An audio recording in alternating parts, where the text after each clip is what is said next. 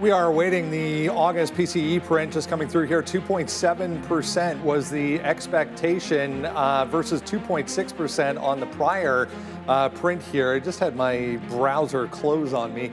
Do you have those numbers? I do not. No. They came through here yet? No. Core PCE 0.2, it looks like on the month-over-month expectation. Having a little bit of data issue here so far this morning. We'll bring those numbers to you as soon as we get them. Again, August PCE expected here, there it is, 2.7% versus 2.6%, 0.3 versus 0.2 on the month-over-month expectation. It was basically in line with expectations, so we'll have a look at the overall market here, a little bit of a spike to the upside for individual stocks. If you go out to the overall market, a little bit of a move here for the Nasdaq anyways, back to the upside, coming on the back of a bit of a back and forth day yesterday for the market overall. Individual names, really the focus once again. We did have 2 or 3 days to the downside. Individual names going to be the focus once again this morning. It looks like also news headlines to keep in mind for Tesla. We'll have a look at Boeing as well. Maybe a favorable decision coming through here regarding the 737 MAX on the production side of things. So we'll touch on that coming up. Positive EV numbers coming out of China as well, and new models, Sharif, for the Xpengs of the world once again, both Xpeng and NIO back to the upside. More tariffs for anyone? Plenty. Intel back higher this morning on that. A one-to-one type of situation going to be the case, it looks like. We'll get more details on that coming up from the White House hopefully later today. But it sounds like anyways, the way this is going to work is if a chip company produces one chip outside of the U.S., or sorry, inside of the U.S., so they're able to import one outside or from outside as well. Yeah, and this is going to hurt companies like Apple, Dell, Taiwan Semi, all who rely on bringing chips produced from the outside. So we'll have to see how that all ends up going. There's many different tariff fronts to talk about today. Large trucks, we're talking about Mack trucks, et cetera, also facing tariffs. In addition to the semiconductor tariffs we just spoke about, there's also going to be tariffs on pharmaceuticals unless they start or have already started production or producing factories in the United States. So more tariff talk to speak about there. All separately, Li Auto also dropping a $35,000 US pure BEV battery electric vehicle. It's widely speculated to be taking over some market share in the United States. So we'll keep an eye on that. And as you mentioned, Boeing with a great order from Turkey. Yeah, we'll see if Boeing's not really doing anything on those headlines this morning. But here we go. I got my browser back up. 2.7% as we mentioned. On the August PCE, again, the Fed's preferred interest rate, or inflation gauge, I should say, versus 2.8% was the expectation prior, 2.6%. So a little bit of an uptick there, month over month, 0.2% versus 0.3 on the core for August as well. We will get more comments from Fed's Barkin coming up later this morning. Keep in mind at 10 o'clock, Michigan consumer sentiment as well also has inflation data included in it. That's Bowman then later on at 1 o'clock this afternoon when you guys are on the midday. So as we've seen over the past couple of days, Fed speak really hasn't been an issue for as long as you can remember, really. But some of the comments really have triggered, I think, a little bit of questions for the overall market, even going back the past couple of days here. Yeah, well, we've got an inflation print today. We'll have more to digest. Job market obviously has been weak as we've been speaking about that. So really not much has changed in my book here, Brendan. Yeah, I mean, the market kind of chopping around here, guys, for a Friday on the back of what could be a negative week here for the overall market. Good morning. Yeah, it could be. Good morning, everybody. I don't know. I think Boeing's making a bit of a move here. Boeing is flying more than that kickoff did for the Arizona kicker. That cost him the game. But anyways, I actually didn't care who would win that game. Yeah, it wasn't really. I was watching it, but I wasn't really. I just had Marvin who caught a touchdown, which was nice. Yeah, Harrison's back on off the schneid. Finally, yeah. Like he looked really bad though, Arizona. Oh my I watched the first half. The first half looked bad, but I was surprised in the morning. They were booing to see the kicker choked or whatever. Say he choked, and the mental mistake is what it is. But Boeing is up 4% on this news, and I think it's a pretty good breakout candidate. It's already broken out of a local resistance level, but the Nasdaq overall, hey, I mean slightly, most of it in line, but not a hot print. None of the prints were hot, so the Nasdaq goes back into the green. Some tariff news overnight, but it's not at this point we're not really losing our minds over the tariff headlines. Like the biggest mover on the chip side, I mean, obviously Intel's doing pretty well, was Global Foundries, and it's up like 7% because it's not like there's a million places that you fab companies in the US, and this would tend to be a good headline for them if something were to get finalized, but not a lot of volume here for GFS. So I think you're still looking at Intel, which is doing tons of volume, Micron, which is coming off of its earnings and kind of going back to the well with those, and Tesla looking strong. Again, it's like one day up for Tesla, another day down for Tesla, and then I really like it here at 4:30 again. So we're going to try to buy some Tesla, a couple of different price upgrades today, and then more talk about better expected deliveries coming through. So we'll see if that can hit or hold today. But there it is, the market now. We're just looking for more rate cuts. I think the market is, and with that PCE coming in as expected 2.9, it just gives more sort of juice to say, okay, if they're following data, this is in line, so this should be okay. I was a little worried if it came a little bit hotter than expected and may put some, I guess, cold water on the interest rate cut situation. But we can have a quick look live here right now to see what is going on with your Fed rate tool tracker for the next interest rate. And now you're okay. You're at 87%. I'm not sure what that was looking like yesterday, but that's still pretty good there for that cut, and then we'll go one more time in December to wrap up that 2 points. So far so good. We'll double check this number as the day goes on, but right now 88% chance of a rate cut, and I don't think anything changed there at all because the market now upside after what's been a couple down days, right, in the Nasdaq. Now we're trying to get back upside there. I see Amazon's trying to go a little hard right now. It was just at 218, 219, now 221. I almost think there's either some kind of news here or not, or just going upside with the market here as we continue to go. But this is like the only one right now. So I think there's probably some kind of news. I didn't see a Dara. There was a fine. Oh, she's here. There was they had like $2.5 billion fine. But off the number, but like the number is going crazy. Well, the buy the dip of good companies stays true, I guess. Yep, exactly. And here's Amazon right here on the daily. Got into, this is on e-signal charting here. This just got rated into the 200 period moving average. Like I said, there's not too many names right now that are in the 200 period moving average of names that you may want to buy. If there is other ones, please let us know. A name that tried to get there but didn't and is now having itself a day is that Boeing. I thought you meant Apple. Yeah. No, Apple's not near the 200, no. Boeing was on its way back in right now, and then today we're over 220 right now on Boeing as that gets that finalization, I guess, of that order from Turkey there. So we'll see where that's going. But I still like Boeing, and another move up 3.5%. And of course, as Neil mentioned there, the Intel story continues to be the one. We've got the Blue Jays finally put a win on the board there yesterday, so now we'll wait to see if we can wrap this up. 3 games this weekend against Tampa Bay. And they win every game, and they're first place.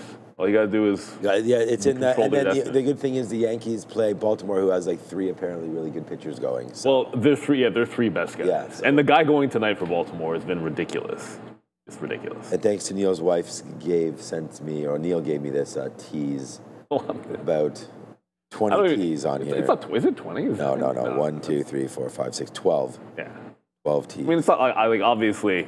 Like give him a golfer, right? Like those. Like my wife, only went neither out one once of us or twice this year. Maybe I can get out 2 more times than me. I was going to say I can get out again. It's just early September. It's a little wet around here these days. I was going to say, like, if we're getting a lot of rain, kind of. Yeah. I don't know. It's always golf weather, I guess. Yeah, I know. The umpires don't ever seem to be. I feel like umpiring not being on your side is just, insert this team here, because I think every team has gripes all the time against some umpires. I think the issue is always, anytime you can wrap it around a conspiracy, it's somehow favoring a team like the Yankees or KC in football. In basketball, like maybe Lakers, like the Lakers, like I think that's where it all stems from. Or any team LeBron is on. Or exactly. Or it just is what it is. It gives you something to talk about. But at the end of the day, I don't know why we are rallying right here. I just think it wasn't a bad number. Maybe that's the only reason. And I also think it was just sort of, oops. I mean, I typed in the wrong symbol again. I typed in QQQ.CN. What do you think CN is? Chinese? Yeah, the Qs just were beat up over the last couple of days. You guys know that we were hitting the Nasdaq over the last couple of days, and this is what it wound up looking like. But today, I guess you're getting that relief rally right back in. So, you know, if the Nasdaq wants to keep on climbing, that's a big, like, sort of a middle finger right here to the shorts today that we're maybe thinking we could have held some kind of levels yesterday. Like, let's see if we can get back up. This is for the TQQ, or this is for the Nasdaq itself, of 599,600, back into where we were yesterday before the open there. Well, actually, today's the 26th. This will be the 24th. We've already covered up yesterday's level right there. Now we go back to Wednesday. So yeah, the 24th. That's the high right there, 599. So I think that's going to be a trade if we can get up there to maybe start to sell if we can get up there, which is not that far away, man. It's only $2 on the Qs. So I think we do have a good chance of sort of forgetting about all that negativity over the past week. And maybe, I don't think we'll close the week green, but maybe we can, and we'll see what can wind up happening here. So just early morning shenanigans. How many times, Neil, have we seen, you know, the PCE number make a move in the first 20, 30 minutes, left and then head all the way back down? And that's sort of what it's starting to do right now. And this time it only took 10 minutes. So here it comes, fading right back in. At least now, if we're bearish, we have a top. That's see, for me, that's the big thing. There's a lot of things that stayed somewhat bearish though too. Like I wanted to see ETH close under 4,000. Oh, well, that's it did. Like ETH closed under Ethereum closed under 4,000, and that's underneath yesterday's high. So if you don't break those, like I got this one. I wanted to see it close first in continuation. Like yesterday, I was kind of hoping it would fill in the gap a little bit, but it didn't. So yeah, I'm still thinking this can be structurally a good short. 30.40 was that prior high on ETHA. Don't know exactly what the number is on ETH. Don't usually do that until it gets there. But yeah, I want to look to fade that at least, because even if the market gets to buy the dip, I'm not 100% convinced in crypto here. Yeah, PC, people asking about 2.9 versus 2.9. It just came out as expected prior, and as expected, both 2.9 on the year over year and the month over month expected 0.2, and we actually got 0.2 as well. So we'll just wait to see if there's any sort of get up on this. We do have Michael coming through right here. Michael Nos will be in with 1 second.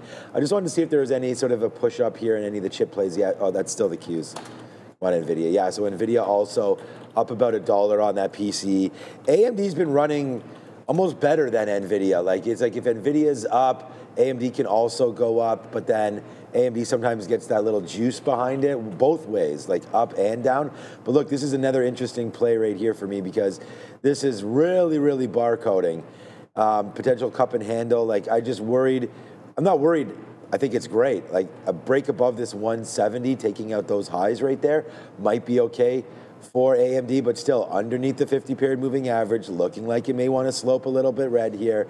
The big worry for me is just this AI bubble and if it exists or not, because if it does, I mean, if you sort of put out some of these numbers, I was reading an article that we're thinking like by 2030, if any of these numbers were to make sense, it has to be something like $1 trillion in AI revenue needs to be coming in, and right now there's only 45 billion.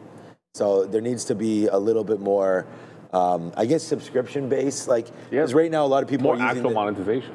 So that's what I'm saying. Yeah, like, how are they going to monetize ChatGPT? I don't even know how many subscribers they have, and I think I'm only using the free version, and I find it fine. Yeah. I mean, well, even the commercialization, like Microsoft has had their issues with, you know, getting commercialization for the Copilot and in their Office products. So you know that's going to be a bit of a thing. I do believe we have Michael. Yeah, we do. Locked and ready to go. Be interested to see if he's going to talk a little bit about this crypto pullback. But we'll see what the Nos boss has in mind. You can ask him about crypto. We'll get to Michael Nos here in a second. Just reading more on this PCE data, guys. August personal spending, basically higher right across the board, depending on which category you're looking at, 0.6 versus 0.5. U.S. August personal income rising as well, 0.4 versus 0.3. August real personal spending rising 0.4 versus 0.2 on a month-over-month basis. So all three of those categories to the upside. So a little bit of a question mark, I think, as far as where we're at on the inflation front. But yeah, let's bring in Michael here. We'll talk a little bit about the overall market and the overall move that continues to just grind to the upside here, Mr. Nos. Happy Friday. You're looking at anchored VWAP here on a higher time frame for the overall market. For anyone who's maybe hearing that for the first time, why don't you just give them a rundown quickly here on exactly what that is? Yeah, so shout out to Brian Shannon, who's he didn't invent but certainly popularized it. And what anchored VWAP does is tells us the difference, or it's a moving average that you choose where the moving average starts, and it includes volume. And the power there is you're basically able to look at where the average market participant, for whatever time frame you choose, where that person exists and why it's powerful. And a lot of us know, I'd say all of us know, VWAP for intraday trading. It's powerful because institutions use it. And anchored VWAP, institutions use that as well. We've had Citadel guy, Ken Griffin, talk about that in Congress, about how he fills orders and how he uses anchored VWAP to fill orders. So we know that it's a good way that traders in funds will actually be gauged on whether or not they're doing well or poorly when they're putting in their trades. So it becomes a very interesting way to, again, look at where this average market participant is and potentially where there's going to be orders getting filled. And I noticed something really interesting yesterday that was kind of told the tale of every single dip we've had since the April lows. So that's what I'm going to talk about here today. If you look at right off the sorry, go ahead. I was just going to jump in real quick. If you look at where we are on really any market, I mean, you have the SPY here, but the Nasdaq looks almost identical, maybe even a little bit stronger. We've been on both sides of this of late. I mean, continue with your thought here, but just touch on the simple fact that the distance away from this is also important to keep in mind. Yeah, absolutely. And the first chart I did, I just drew some squiggly lines over the SPY just to show for people who are newer to looking at charts that we've had dips along the way. There's been nothing crazy, nothing I think even more than like 5%, but on the way up, there's always been some news event or something to scare us. So I just wanted to note that this is from the April lows. We're obviously pretty straight up and everything's looking great, but there has been dips. And what I've noticed is that each dip has come right back to an anchor VWAP from the dip before it. And I'm going to quickly go through, I've got a lot of charts, we'll go quickly through them, just how scary accurate this is. So the purple line is always going to represent the anchored VWAP from the dip before it. And just like we talked about, this is the average price of the average market participant. And it's also where funds will get rewarded for if they can get near or at that price. And you can see we bounce in April, we come back down, we hit that price pretty perfectly, and then we bounce from that price, showing that there is some amount of large institutional and retail orders that are existing around that price.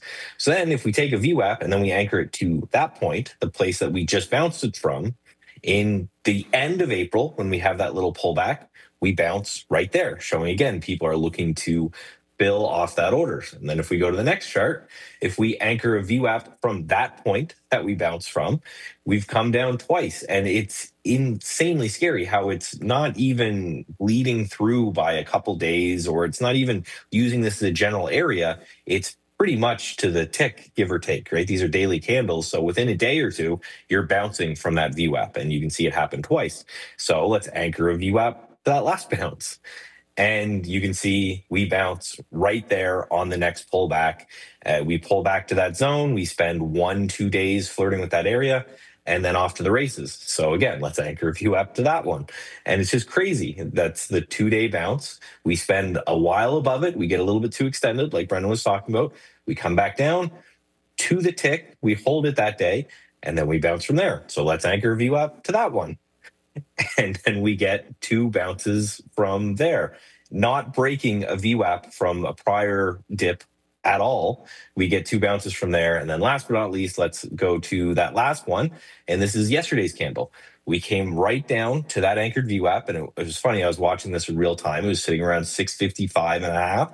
We bled through that a little bit, and then we closed stronger. And so far today, we obviously haven't even opened yet, but we are well above that price. So I would say if someone's looking for what is the first sign that this bull run is going to come to an end, is just wait for it to break an anchored VWAP from a price before it.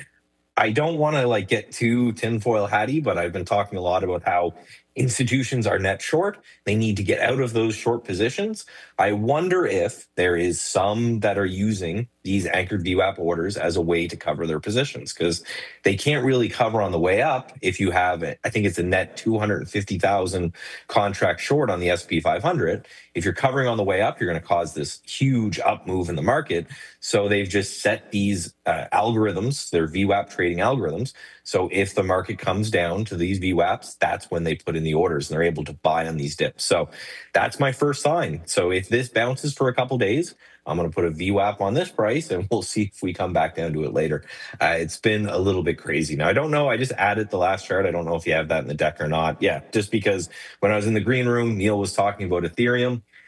Who knows if it's going to work the same in this market, but I anchored a VWAP to the last really major pullback in Ethereum around this 2,300 area.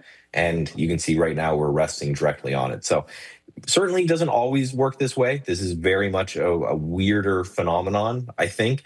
That's why I think it's led by this short covering, because it feels like if you were an institution, you wouldn't make it this obvious. You would try to, let the market drop for a couple days under it or something like that. So I think this is just how people are getting long. And when you notice a weird phenomenon on the market like this, I always like to try to, stay on top of it until the point that it doesn't work, which will come eventually. It might be now that I've talked about it or now that I've discovered it, this might be the last time. But as long as this exists, it seems like a pretty low risk way to potentially play the market. I was just going to say, it's one of those things where, as traders, we're very easily amused by things like this, but it's also very simple to overanalyze something like this and just say, okay, it's great, but it's great until it's not. And what does not actually look like in this case from the market standpoint? Yeah, I would just say a handful of days of a close under. And this is where, a perfect point why risk management is so key. If this is a play that's going to work, maybe it's going to work another 3 times. Maybe it's going to not work at all. Who knows? But if you have that risk management in place, then you're okay if it works one more time and then doesn't work. You're okay if it works. You're great if it works 2 times and then doesn't work. But I will be really, I'll put the full tinfoil hat on. I'll come on air if this stops working at the exact same time that net short position in the ES and in the IWM, if they dry up at the same time that we break through here, then I definitely was on to something. And I'll be talking about flat Earth or something next. It's one of those things, though, that I think people can take away the simple fact that we're looking to add confidence to the argument, right? If your positions are all on the long side, which the majority of people are, we're looking for reasons to continue to be confident in those long positions. If the market continues this trend, that's one of them. Yeah, and also I'm looking for lines in the sand at this point. Myself, like kind of everybody out there, made a lot of money this year buying stocks and having stocks go up. A young trader gets very excited about that. And, I'm a genius. I figured it out. An old man trader says, okay, the party's going to stop at some point, and my job now is to give back as little of that money as possible when the party comes to a stop. And that's why I'm looking for signs that this run may stall or be over. Again, when it comes to the positioning, when it comes to price action, what do I need to see to convince myself to put on some hedges or to sell some of my positions or something like that? I think, I don't have anything more to buy, really. I'm kind of maxed out on all the things I could buy. So now the question is, when do I sell? And for me, that's a harder question to answer. Yeah, one of those things, though, worth prefacing, I think it's very easy for some people to just jump right into intraday charts even and start looking for that same type of concept and that same type of pattern, as you mentioned earlier on. This is not a normal type of thing to see for the market.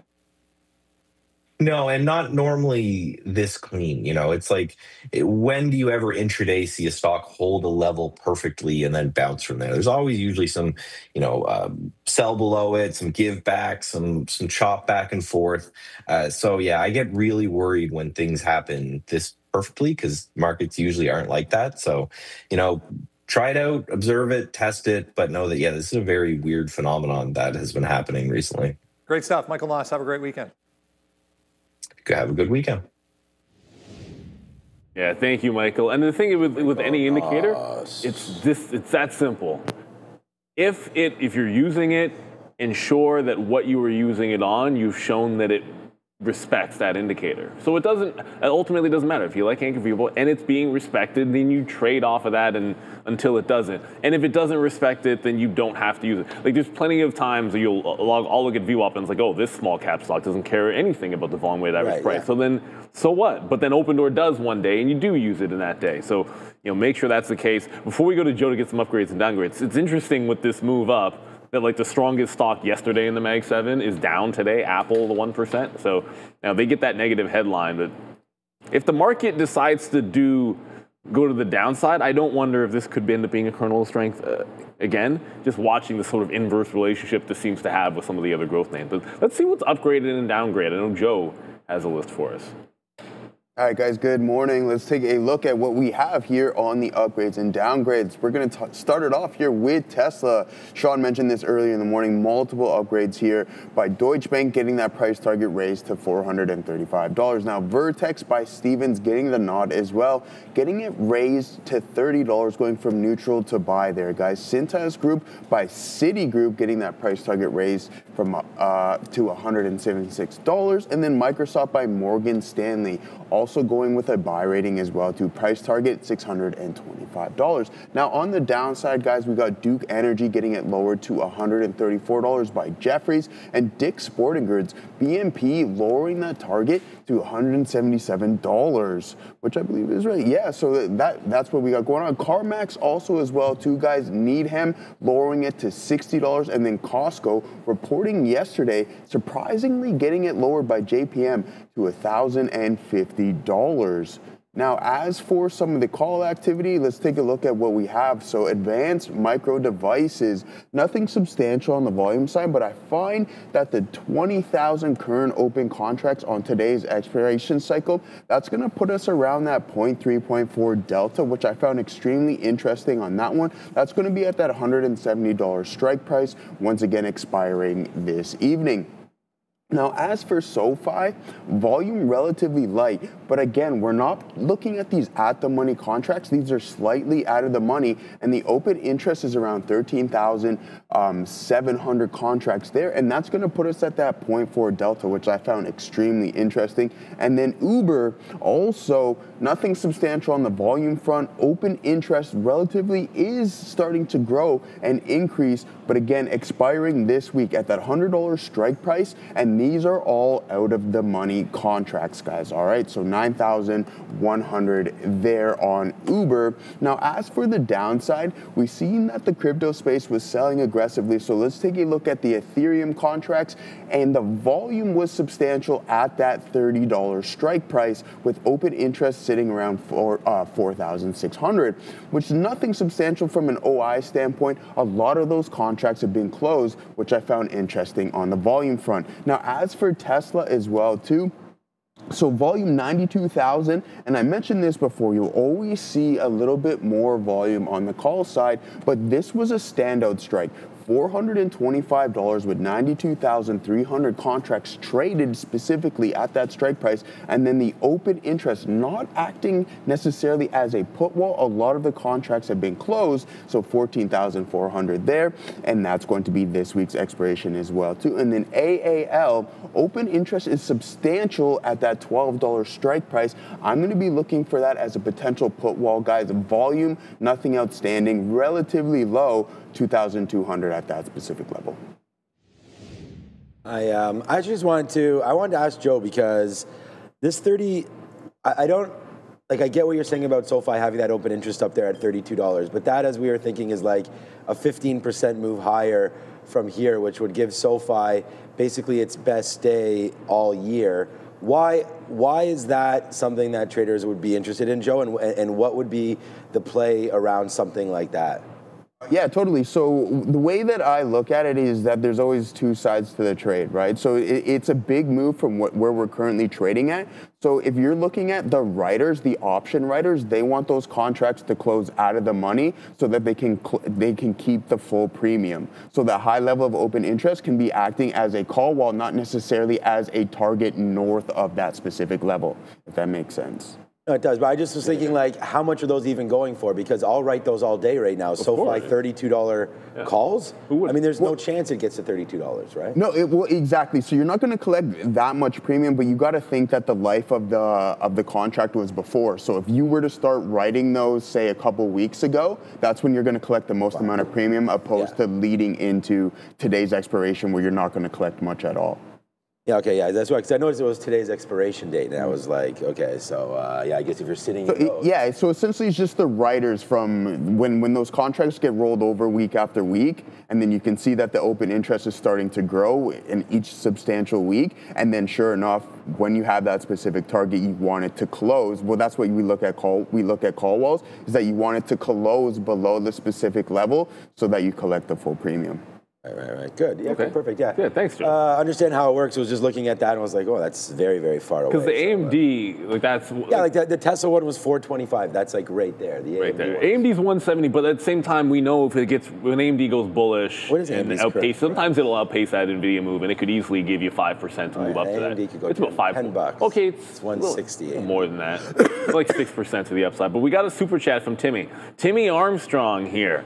Up 90% on a monthly Boeing 235 call from this pop. Is this a breakthrough that I should let ride? Well, we try not to give like investment advice. This is the thing. I actually like Boeing for a trend. I think this is breaking trend. So like I actually just even tweeted this out. Like I think you have. Let me go back to the daily chart for a second. You have this consolidation off a prior high, and you have a slight downward trend, not a long one, but off of a triple top. Yeah, I like this for a temp trend break. Now, on like the day trader in me is gonna be like, okay, well, if we get something pulling back in the low 220s and the 218.19, that's the prior high. Then the move, at least initially, is to the 50 period for myself. That's the day trade aspect of it. That the trend break would suggest, I think you can get back into the highs. I do like Boeing, no questions asked. But sometimes you have to ask yourself, do you want to pay yourself out the profit? As a day trade, I like the long today, but I don't want to chase it, not on a Friday, especially when we have a move up on an early number. A lot of times, I'm always thinking, not always, most of the time, I'm thinking we pull back going into the open on a Friday on an 830 number, so I want to wait patiently for some run into some of the prior highs. But no one ever went broke taking profit, but I do think Boeing's on its way back into the top. I'm actually regretting the fact that I missed a dip buy on this in my PA. I don't know if I'll do it today. I might wait for the 50. I might either just wait for it to hold that 50 period. I thought we might get the 200 period. I'm glad Boeing is continuing to go up, but I wanted to add myself.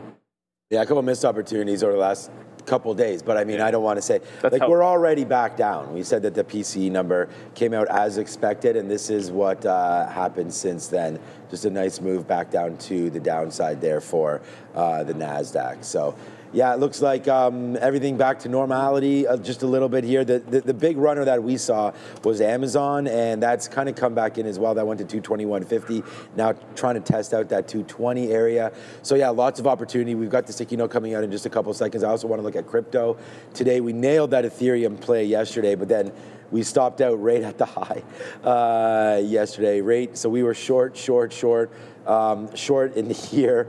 And unfortunately, it just ran that pre-market high by like no pennies, basically, and we got stopped out. We did enter Ethereum again there into the close, but yeah, that whole move down yesterday, pretty dramatic. And then hopefully today, we don't see that bottom again, but if we do, I want to think about going long if we get back into there. But my focus today is going to be on IBIT a little bit, because that bounce off of 108 or so that we saw, it was just, when I came in, it was at 108. I mean, here's Bitcoin right here on an actual chart. So we're going to go over to the desk because we got to do our rundown, but I just want to look at crypto just quickly here, a 15-minute chart. So yeah, 108.50, they're bouncing off that and giving us a nice little base. And like I said, I'm going to trade off a support and resistance. So what about a break right here, 110 again? So right now you're making a sort of a channel of $1,500 right there, 805 up to 110.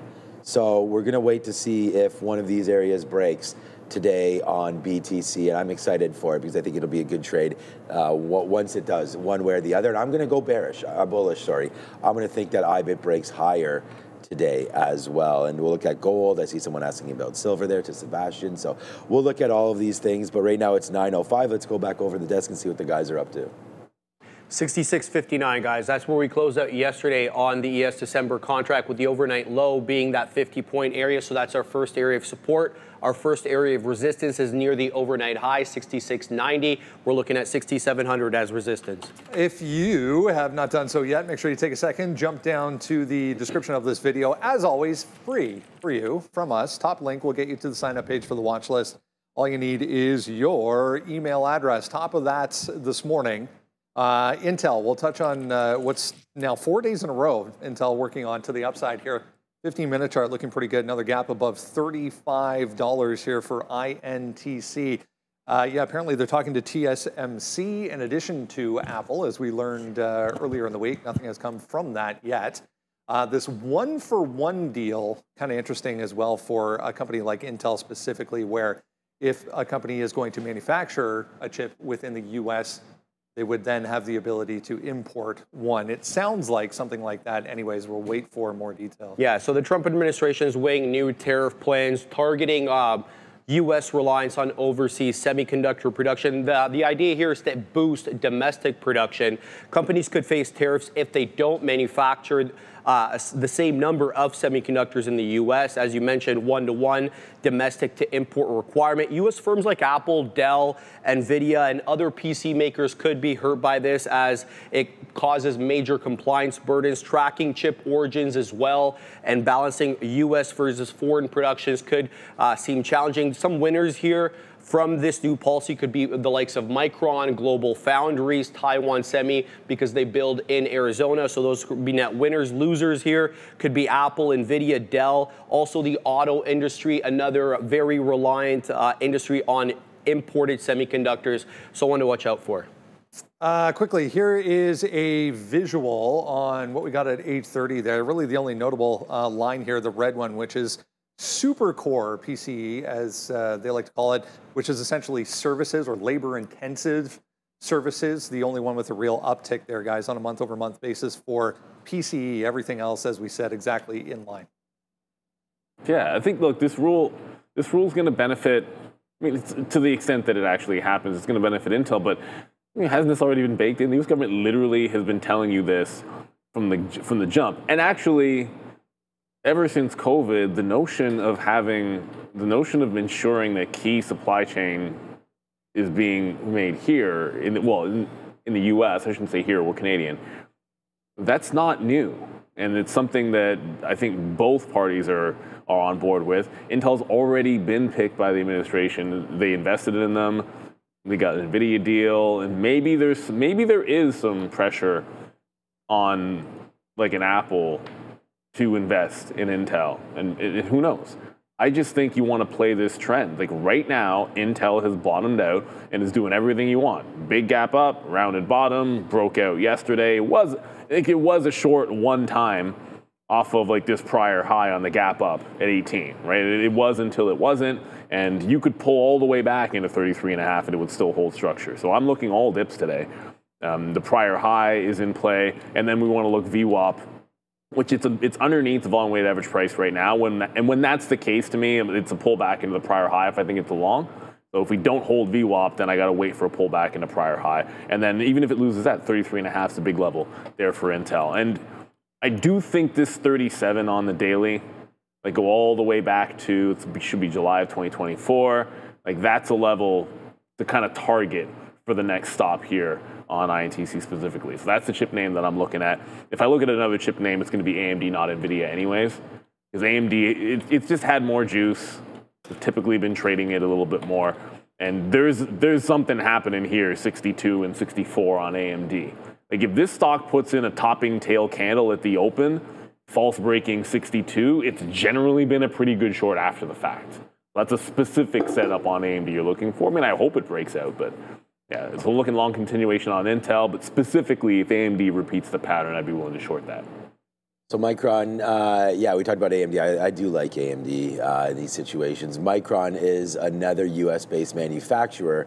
We talked about Global Foundries and whatnot. This is another one. Sharif mentioned that maybe Apple, Nvidia, some of these companies that derive from foreign chips could get hit a little bit in this, and if that's the case, then it might be the other way around for Micron as well. Yesterday we were very, very patient with Micron early. We kept on getting in and out and in and out and stopping out, and then eventually it found a high and it hit right back in. But the level that we wrote down yesterday was 155 to see if it broke that to go even more short, but it bounced completely off of 155. So it was a great call out on the price. Thankfully, we were able to be short up here at 159. Well, that's going to be in play again right there. But I don't think I want to short it today. I think the news is too good. So what we'll wait to see is if there is, similarly to some of those other pullback plays, if Micron can pull back into this area as well, maybe 156, we can try it against this 155. So if the market does decide to go turn on its head a little bit, even though Micron, again, down off of earnings, right? I mean, they had a good earnings play. Apparently, the quarter was good. And then we just saw some downside push on it, right? So right now, you can always try to buy good companies at good levels. Brian Shannon and myself on Tuesday, when this name came out, we looked at 150 as being pretty key, but it looks like yesterday 155 holds. So if Micron can get back into there, we're flipping the script and thinking about a long down at those areas. And then, hey, Intel's almost at Merry Christmas price here of $36, where we'll be getting some more out. So it does get up there. Did it even get up to that high in the pre-market, or is that just a bad wick from us? Yeah, it did not get 38. So the highest is 35.75 or so. And if you just zoom back here on Intel, and I'm going to go long on Intel, but I just want to show everybody this area right into here that we've just come back into. So this is actually, why are we even waiting for 36s? I think we can probably just get out on open a little bit here. Let's see how it reacts. There could be some moves higher. Remember, we got out at $30.70, 20% of the position about 5 days ago. And right now, it's just taken all of that out right here. So we first spot to get out was right here. We did that. The second spot to get out would be right here. We're going to do that. And then if it comes up to $42 and I'm still in any of it, then we'll get more out there. But look, for Intel, for me, 34. So I have it. The sticky note is now out, by the way, so you can go find it on @TraderTV Sean on Instagram. It might not be on Instagram yet, on Twitter for sure. But this $34 mark is where we closed. So when there's good news and we get a gap, let's play it back to VWAP, which is higher, which is wrong because of this. But we're going to wait to see if it does come back into a past support level of $34. So that's what I've written down today on Intel. I'm sitting there right now to see if we can get that price. Again, good story. The government's talking about it. We like when that happens. You know, we don't know the Apple story yet. We don't know if there's any more money coming, but we do know that they have received that money from Nvidia.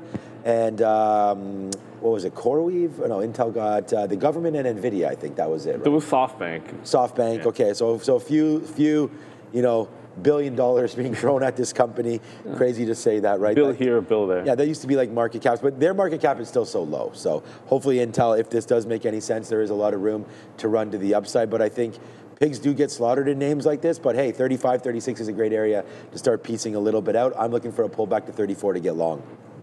All right, let's go on to Oracle here. Back to this pivot low, the post-earnings pivot low here. We're basically teetering on that currently. We get this TikTok EO signed yesterday. Pete Navarro coming out this morning essentially calling Oracle now the great American firewall when it comes to TikTok. We'll get more details again on the arrangement itself, I think, down the road. But back below 300 here, I mean, this is a make or break kind of moment here for Oracle shares anyways. Yeah, Bernstein likened them to the tune of $364, raising the price target by a whole dollar, citing what they expect to be good growth rate in the next few years. They're looking 5 to 10 years out. They're saying revenue and operating profit will accelerate once growth slows. Free cash flow and margins looking to rebound, and value created for investors will be substantial, according to the agency here, Brendo. What are we doing, guys, here with ORCL today? Has the story really changed at all? I don't know. Like the TikTok deal, like that's going to get priced. That's priced in, I think. Everyone suspected that a deal gets done, and even though it's not potentially finalized, you knew Oracle was going to be a piece of it. So, yeah, that seems like it's priced in. What I don't like about it is it spent most of the day, or a lot of the day, sort of failing that post-earnings gap support, and it's retesting it here. Like this does feel like it wants to pull back and lose that bid. Like if we lose 285 on Oracle, I think all bets are off on how far this thing actually pulls back, because there was some concern about like the nature of that guidance being something that we don't really know if they're going to be able to pull it off. Like I said, when they had that guide, they put a huge target on their back now to be able to prove it. And most of this action here has been selling since the earnings. A couple of decent runs. If you lose 285 today, I think the stock is in a little bit of a trouble for a pullback. That might present itself an opportunity. I don't know. But if 285 holds, great. I'm not really looking to go Oracle long today. I think there's probably better places to look, at least for myself. So I'm going to stay away from this. But if I start seeing this fall, certainly if it loses 285 next week, I'm favoring shorts. That's an easy one. It's an unlikely level to get played. But if it gets down there, you got to pay attention. Oracle has not been as strong as it seems since earnings. All right, we'll go on to Meta, trying to bounce off 750 here this morning, back to the upside. Meta in an interesting spot overall. If you zoom out onto a daily time frame here, we're right back to the bottom end of the range. A couple things to know. The first is they're going to launch, to appease regulators, it looks like they're going to launch a paid version of Instagram and Facebook. Pass. Also going to apparently flirt with Gemini, Google and Gemini over improving their ad targeting for both of these platforms. Yeah, so subscriptions are going to cost $2.99 British pounds in the United Kingdom, about $4 Canadian. That's going to be on for the web. If you want it on iOS or Android, it's going to cost you £4. It's going to launch within the coming weeks. Kind of mirroring the move that they already made in continental Europe. UK's Data Protection Authority raised concerns from Meta's use of personal information for advertising. Subscription options help Meta align with the more stricter privacy and data protection regulations. And the paid tier allows users to enjoy ad-free browsing without their data being used for targeted ads. So looking to comply with regulators. If you wanted to have a higher time frame look here, guys, we're back to a point where maybe you can add here a little bit for Meta. Well, I was saying this one yesterday. Like it is at the 50 period on the daily, but it's also not that far off the highs. Like Meta hasn't pulled back that much off this double top. Like you're talking about 40 to 45 bucks from the highs on an $800 stock at the time. So it's less than 6% off the highs, not even a 10% pullback. I'm not sure this is the place yet for Meta, to be honest. I mean, I'd love for it to give you a bigger dip. And when I look at it on the weekly chart, it's kind of the same. Like that's a very good consolidation tight on the weekly chart. If it closes the weekly, to me, it was more like 736, not even here, like $15 lower. It could have closed above. And then you're holding this nice consolidation. It just feels like a bit early for me on Meta. Some of the interest has gone over to Apple. I know we've seen that. Amazon more in play with the news, and it's getting a bit off that 220 level. So I don't know if Meta's a trade for me today, but if it does lose the 50-period moving average, I can tell you this much: I'm waiting in front of 700 on this stock for it to lose the 50-period moving average. Just seems nothing wanted to go far enough to get you in. Doesn't mean this one's over yet. Still flat. It's flat with the market. $700 stock gets a pass, but this is a definite dip buy for me in front of 700 if the market continues this weakness, and this little move we have today is a blip. Yeah, it's kind of strange because like we like Meta, and it's funny that it's bouncing off this 50-period moving average, and I get the same feeling like that I don't actually want to get involved in this name, to be honest with you, right now. So I don't know exactly like what this means, but like 4 or 5 pretty good down days and not really getting the rally here today. I know they're building like a huge, was it Louisiana or something? They're building like a huge gigawatt factory as well or something. So I think there's a lot of spend happening right now with Meta. Those glasses were pretty cool. There's no doubt about that. But like what was that day? Like I feel like that was probably one of the top like last week or so. And we've just come off the top. So I don't know. I don't know why I don't like Meta more than we do here. It's strange. We haven't traded it in a while, Meta, and I'm just not sure if I'm going to do anything like that today. The trade that was a little more attractive was Snapchat, just because we had a level down here that we had talked about. We had talked about when it was at 760, so it was already we missed it. Like I wish I had sort of seen this here, but we didn't start thinking about it until that day of the glasses. So that must have been in and around September 15th, 16th, 17th here, where you get that bump up, and now it actually gets into $9 and comes back in again. So that's 7 to 9, or let's call it 750. Like, I don't know, maybe you take a breakout trade up there to 850 is the trade that we actually liked. But now that it's falling back in, I think Snapchat could be more of an interesting play here at $8, at 750, something in and around there. I think is just a little bit of a better level for Snapchat, but I think 8, something worth taking a shot. Go long $8, maybe see if it comes in, breaks in and around 7. This could be a play where maybe you buy, you get options or something next year in and around here in case it does work. Then you can get a big play. But hey, to buy some cheap trades, cheap amount of shares, you get a whole bunch of them. I think this has a chance, at least Snapchat, to get going just a bit. Not too many names are this down year to date, right? And Snapchat's from $12 all the way down to $8. So still down pretty good, man, about 30%. So I think Snapchat has a little bit of room to go back up to the upside. So we'll have to wait to see what happens with Snapchat. Do 100% tariff sound for pharma stocks? The only one really possibly benefiting here at all this morning, Eli Lilly back to the upside. The interesting note I was reading this morning on this story is the simple fact that all the major players in this group already have substantial manufacturing within the US. So it's a matter of anything that comes from outside of the US coming into the country that could face these steep tariffs. But the fact of the matter is there's still a lot of legwork to get done here, it sounds like, on this story before it even becomes to fruition. Yeah, so it's only going to cover branded and patented pharmaceuticals. Generics will not be included in that. Entering the U.S., it's effective October 1st.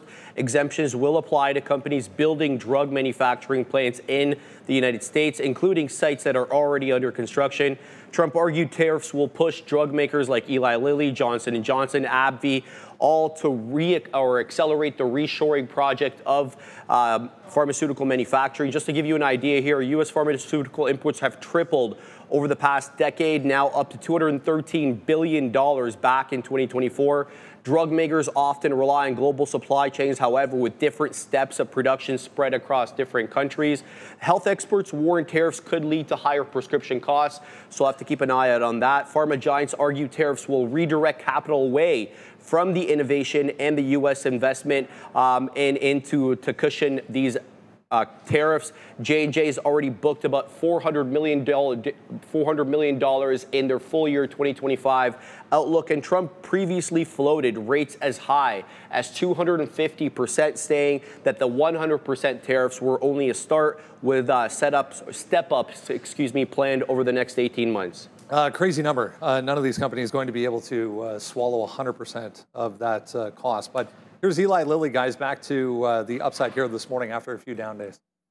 Well, it's like you're saying, like there's a wealth of the bigger names are already producing and expanding production in the U.S. So they should be able to skirt a lot of this. And the simple fact that it's the 100 and maybe at the start, but not the bigger numbers. Look, I think Eli Lilly in particular, like it had this really great support at $700, and there was one washout, and then immediately after it bouncing, it just reaffirmed support slightly under 700. This dip, it feels like if 690 holds, we should see 800 on this. Like just one close over the 50-period moving average, and I think this is trying to make a temporary bottom. It's a put up or shut up level, I think, because you can see it's slightly trending down since making those highs.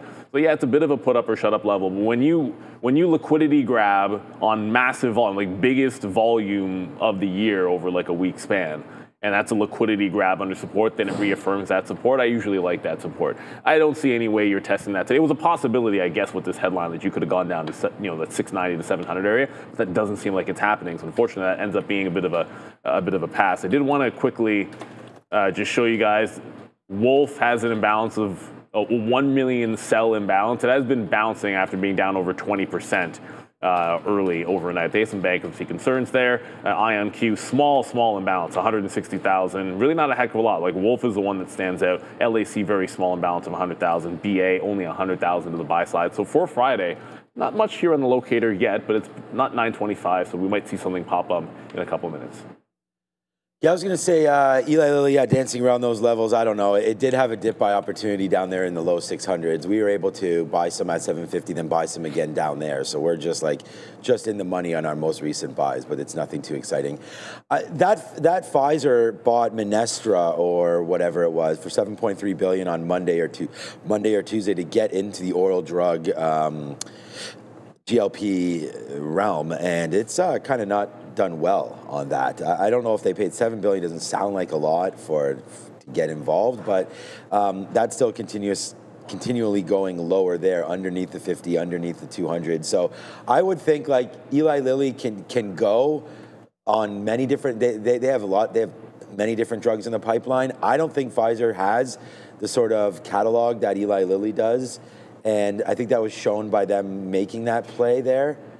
So I think if you're going to go short the space, I like Pfizer better. I think it's just underneath, and not, again, you have to like to go short. I just don't think the long is in Pfizer until at least we get back into here. This has been another one that's been a pretty big waste of time this year, as we've had a pretty good year as far as returns. I have to find out what the Nasdaq, S&P, and Dow are up. But like Pfizer, if you've been sitting in that, man, it's been, like, it hasn't even been worth the dividend, you know?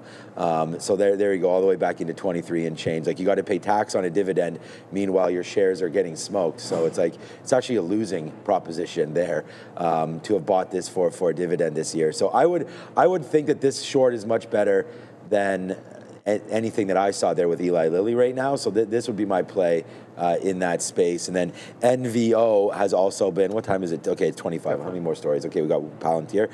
Novo Nordisk, again, you know, like a lot of these GLP-1 related names are getting hit right now. So I think Eli Lilly and the short and Pfizer short and Novo Nordisk short is a better play than the long right now. So NVO not looking healthy on the daily chart. Just took out the 50-period short yesterday. So I think there's something there for that if you're not looking only at tech names. All right, a couple of minutes ago here until the Friday open. Let's touch on Palantir. I mean, there's not much really to mention as far as headlines or catalysts today, but nice day yesterday, getting back above 180 here in the pre-market so far. Bit of a pivot for PLTR on a daily chart. Yeah, yesterday the headline was the deal that they're striking with Boeing, both for use internally by Boeing as well as in the production process. So we'll have to see how this one goes. Good luck for both companies. Yeah, it was super strong, guys, right out of the gate yesterday. Did run into a little bit of resistance, 184, 185. Well, 184 specifically. That was the level. You know, I didn't wait for that level. So early on, it was a flat bottom break, 177. You know, tried shorting back into that level for a fail, and then eventually, you know, was able to make some of it back when 184 hit. If we get to 184, I'm sticking with that's resistance until it ain't. You know, how many times does Palantir have to go to that level and reverse before you know, it is what it is. If it gets there, I'm shorting it. I just don't see. I'm not sure we get to that price. I'll be real with you guys. And then just one more because we didn't talk about any small cappers. There aren't a lot of runners, but I am interested in this consolidation that's happening in OpenDoor. It was a good continuation after that dip buy yesterday, with just making some higher lows and sort of sticking with the trend all day long. If it can hold 850, that would be a first look. If it bounces there, look for the trend in to a top break. I mean, the top is like 922, but I'd look at a quarter break just as a more round number there for OpenDoor. So that's on my radar. Solid, but not ridiculous through the roof volume on open. And unless Palantir gets to 84, I don't think it's possible, but I don't think I'll be in it. Yeah, I think PLTR is too much of a news stock and too much in the middle right now. So I think that's right. Wait for that 184, wait for that 175 to go one way or the other. Look, Marvell's been on one. This could be a break spot as well for MRVL, right into here, 84.50. So this is a much better break situation than anything that I've seen so far here today. And I actually don't have this on my note, and I wish I did because I just saw someone put that in the chat, and I myself had missed it. So I completely apologize that it's not on. Well, I don't apologize, but it's not on the sticky note. Today's sticky note, Tesla, there 422 to 423. We'll have to check it out. I thought I was going to come back in off that PCE number. WeBull 1450, Intel 34, IBIT 6250 long. So that's the kind of trades that I'm going to be looking for there. You can go find it at Trader TV, Sean. I put it in the chat maybe in a minute, but we only have 1 minute left before this market blasts off. So here's IBIT. And again, I just want to look to see, can this name get going through 62.50? So it was kind of like yesterday's little area right there. I think it equates roughly with $10,000 per coin, or 110, of course, per coin. So 62.50 break zone for me on IBIT. We talked about Intel dip buying. We only have less than 1 minute left. Intel dip buying around 34. It looks like it's trying to potentially get into there. I think it has enough story to move, at least that much. So we'll see if that can happen. Tesla was 422 to 423, looking for that. And then the last one is WeBull. It's been on one a little bit lately. I asked you guys in the chat, what you guys were looking at, and there's a lot of WeBull action. So I just went down and looked and saw that there's some kind of 1450 angle there for WeBull. Yeah, and Tesla as well. If it's held at 420 level, it is possible we see a dip into it. Hey, it's Friday. It's a 420 level. Yep. It's Tesla. Let's be real. It's psychological. But when it bounces off it clean, you have to pay attention to it. But brought to you by VinFast, this last bell of the week, VFS. Check them out. Scan that QR code. And thank you to VinFast as the market is now open. And we will I like that, the last bell of the week. I like how you did that. I think that should be something that we should do more often. That's kind of fun to say that. Just made some ish up, every now and then. Yeah, it's good. I like it. Okay. Ooh, right back. Which one? The Nasdaq just went red. Like the first tick was Nasdaq red. Yeah, so that didn't take long. That's what I was going to say. 62.51, 62.55 there. A couple hundred shares if we do break IBIT. IBIT's not doing anything, but I want to put the order in just in case. Okay, I got my water's in my way here. I got to move it away. Okay, we'll put it. Then it's kind of in the shot. All right, I just don't want it to block any of my level nothing's 2s. Really moving. All right, it's going to go right there for now. I'll move it in a second. Okay, so yeah, IBIT's not really moving. What is moving down? I think Intel, yeah, because I see, Intel's not moving down at all. Intel's moving up.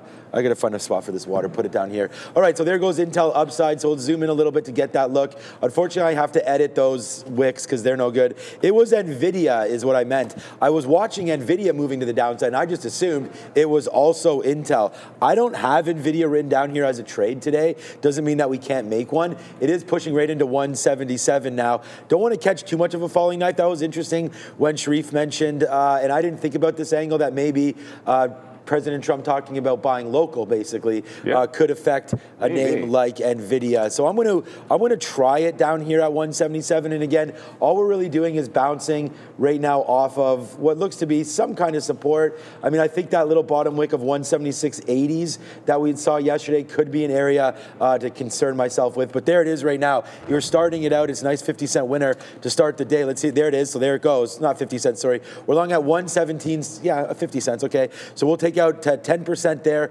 wait for a little bit more in the 80s, but so far so good on a little bit of a dip buy, half a unit. This is not anything that was on my list or anything that I was in love with. So first position, I don't think you've had one. Nothing yet. I do like that Tesla look, and I see where Tesla is right now. So. Yeah, Tesla's trying to break out the prior high of yesterday, get through 432. Look, we're not going to get 420 at this rate. Obviously, as you can see it flying to the upside here on Tesla. If we get VWAP, that can be a continuation play, but sometimes you go for the dip buy and it wants to do a late breakout of yesterday's afternoon resistance. So I'll give it back to like 431.5 is pretty much standard on this one. And Intel just missed. Oh. Yeah, I'll go. Oh, the break? It wasn't a break. It was the dip on Intel. I just missed the dip on Intel. But I want to give this one, I'll give this about 50 pennies on this, and we'll see if this can get to that 33, 34 zone. It was INTC just there that dipped right into the prior high, so really close to that prior high, and I might have just missed it. I do want this, as long as it holds a prior high, I want to be long Intel, but we might have missed that initial dip buy. You put the order out there. It misses by 15 cents. It misses by 15 cents. It is what it is. You try to move on to the next trade. OpenDoor, not much of anything at all. To be honest with you, OpenDoor, just kind of chilling. No breakout on Open yet. Actually canceled my order when it lost $9. I might throw that. If we get back above $9, I'll throw my order back in to break out through yesterday's high. Because it's kind of a nothing burger so far on Open. All right, I mean, we didn't have this written down on our list today, but it's Nvidia. It's now $1.30 in the money, and we just got some nice pieces out there. Sorry, $1.25. We just got some nice pieces out at 35, 178.35. Well, now it's going a little bit higher. I'm sitting at 50s, at 48 right now to see if this one, there it is. So there we go, man. And now $1.30 in the money. There it is. It's the dip buy. We Didn't know why, basically, the market had that little bit of a move down, but we tried to find a strong stock. We like NVIDIA, and you know, that's going to be just, again, I actually still have 60% of this trade. Let me get a 10% more right there at 44. So there it is. That's going to be a big one, man. Shout out to Hydration Nation. Stay hydrated wherever you may be. But yeah, coffee is also would work for water. Although it's not hydrating. It's not. No, it's not. It's the other way around. It's literally the opposite. Right, takes away all of that value there. Marvell's going to the downside right now, so it's not. You know, the looks chips like going up. Yeah, they are, and that's why. So Marvell's not a chip company in the same way that these other ones are, but at the end of the day, they just came. They've been super hot, so we'll wait to see. Is there going to be a dip buy opportunity for Marvell? We might have already.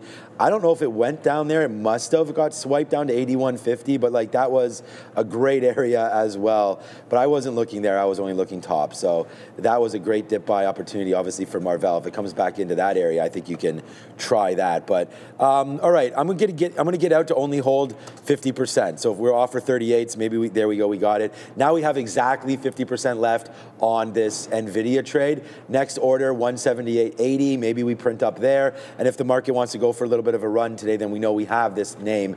My stop was always going to be anyways breaking through 177. The stop is in right now. So not a bad risk to reward there so far for the day on Nvidia. And yesterday we were red, but we've already made back half of what we were down yesterday. So so far so good here with this trade, but there's more to happen.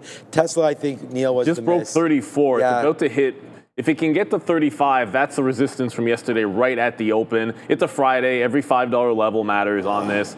And it was, yeah, it was kind of it was a miss to get the actual local breakout. But obviously, once it broke out like this prior resistance here on Tesla, I want to look for this 435. That's where the target is. So I'm going to get this one out in front of 435 on a Friday. I like to play those levels. So we'll get in, get out.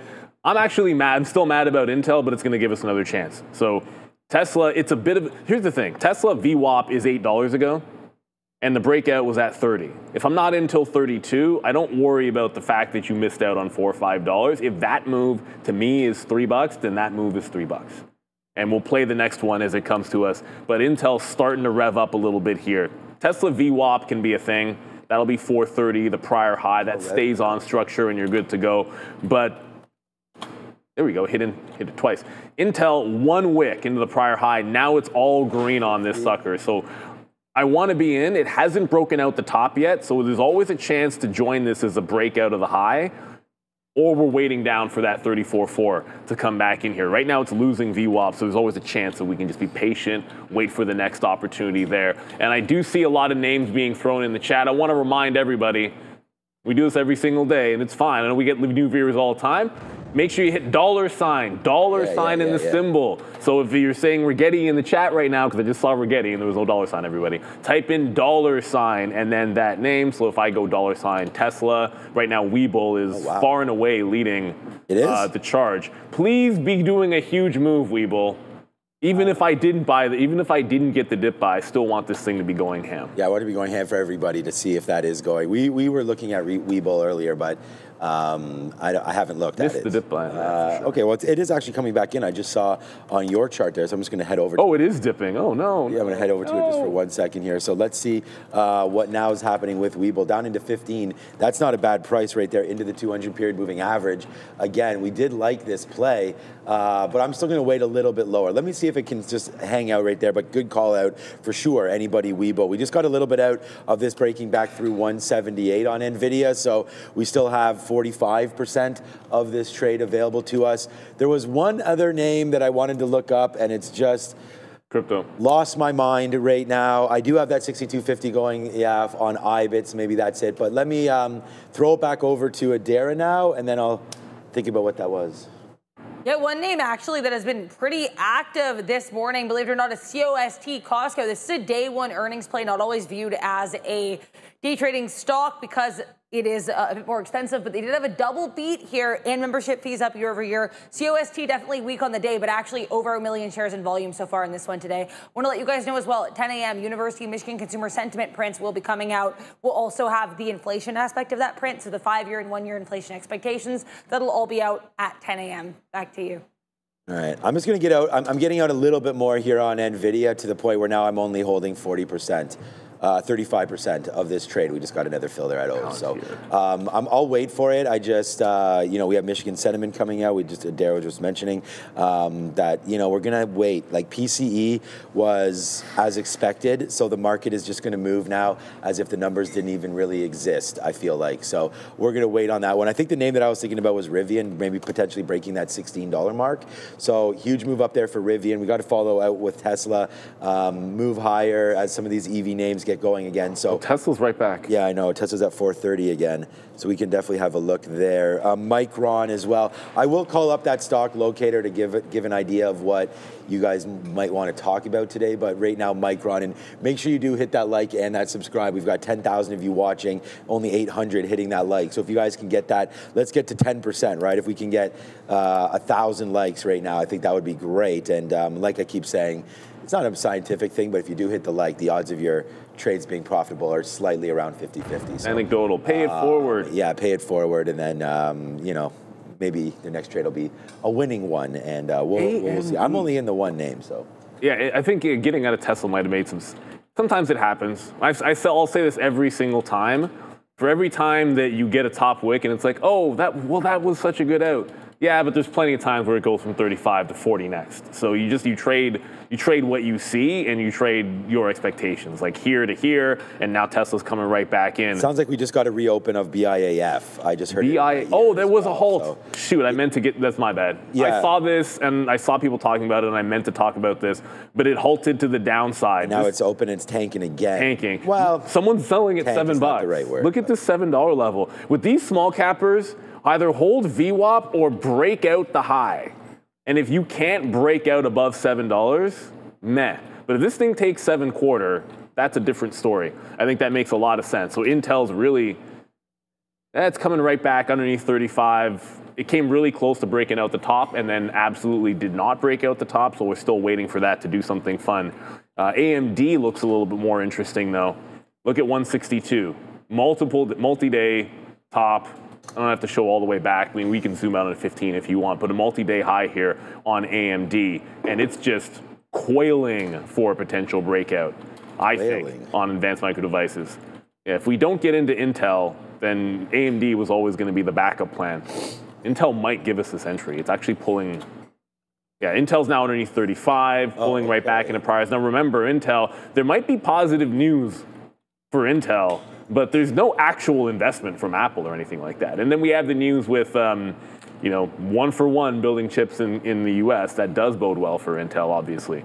But yeah, it's going to sell off here a little bit. Prior high is 34.30-ish. That's where I'm looking for my bounce. Yeah, we might lose the bid here on Nvidia as well, and I'm not trying to really get too much back into this if we do lose that bid. I'm not overly excited about that trade coming through. So yeah, I actually have an offer right now on Nvidia. Well, 177.60s. I'm gonna take a piece out right here, 40s. Okay, there we go. We got 41. They're out as I just trying to put some profit here and make sure that we got that going for us right now. Alibaba's a little bit of a pullback right now. Barkin is speaking right now, so Fed's barking. We'll see if there's anything going on right there. He's not barking that loud, it doesn't seem like right now, but we'll find out if Adara hears anything worthy. We'll okay. Yeah, there's not much, is what I was just going to say. He says that people seem to be dissatisfied with Rivian broke. Yeah. Okay, good. Thank you, Miss Adara, for all of that. Rivian, you said, broke the top of $16. Yep. So, yeah, okay, there it goes. We've done it today already, but we'll wait to see if that has the juice to get going. But to me, I guess it's Tesla that has the pullback in. If that can get back into the 200 period, 427, I think that's well worth it right there. 1.1K. Thank you so much to everybody for hitting that button for us. That means a lot. So, $82 on Marvell might have been that bottom as well. So, thinking about taking a shot here, if this can get back into like 82.50 or so for Marvell, I'm going to put a bid there.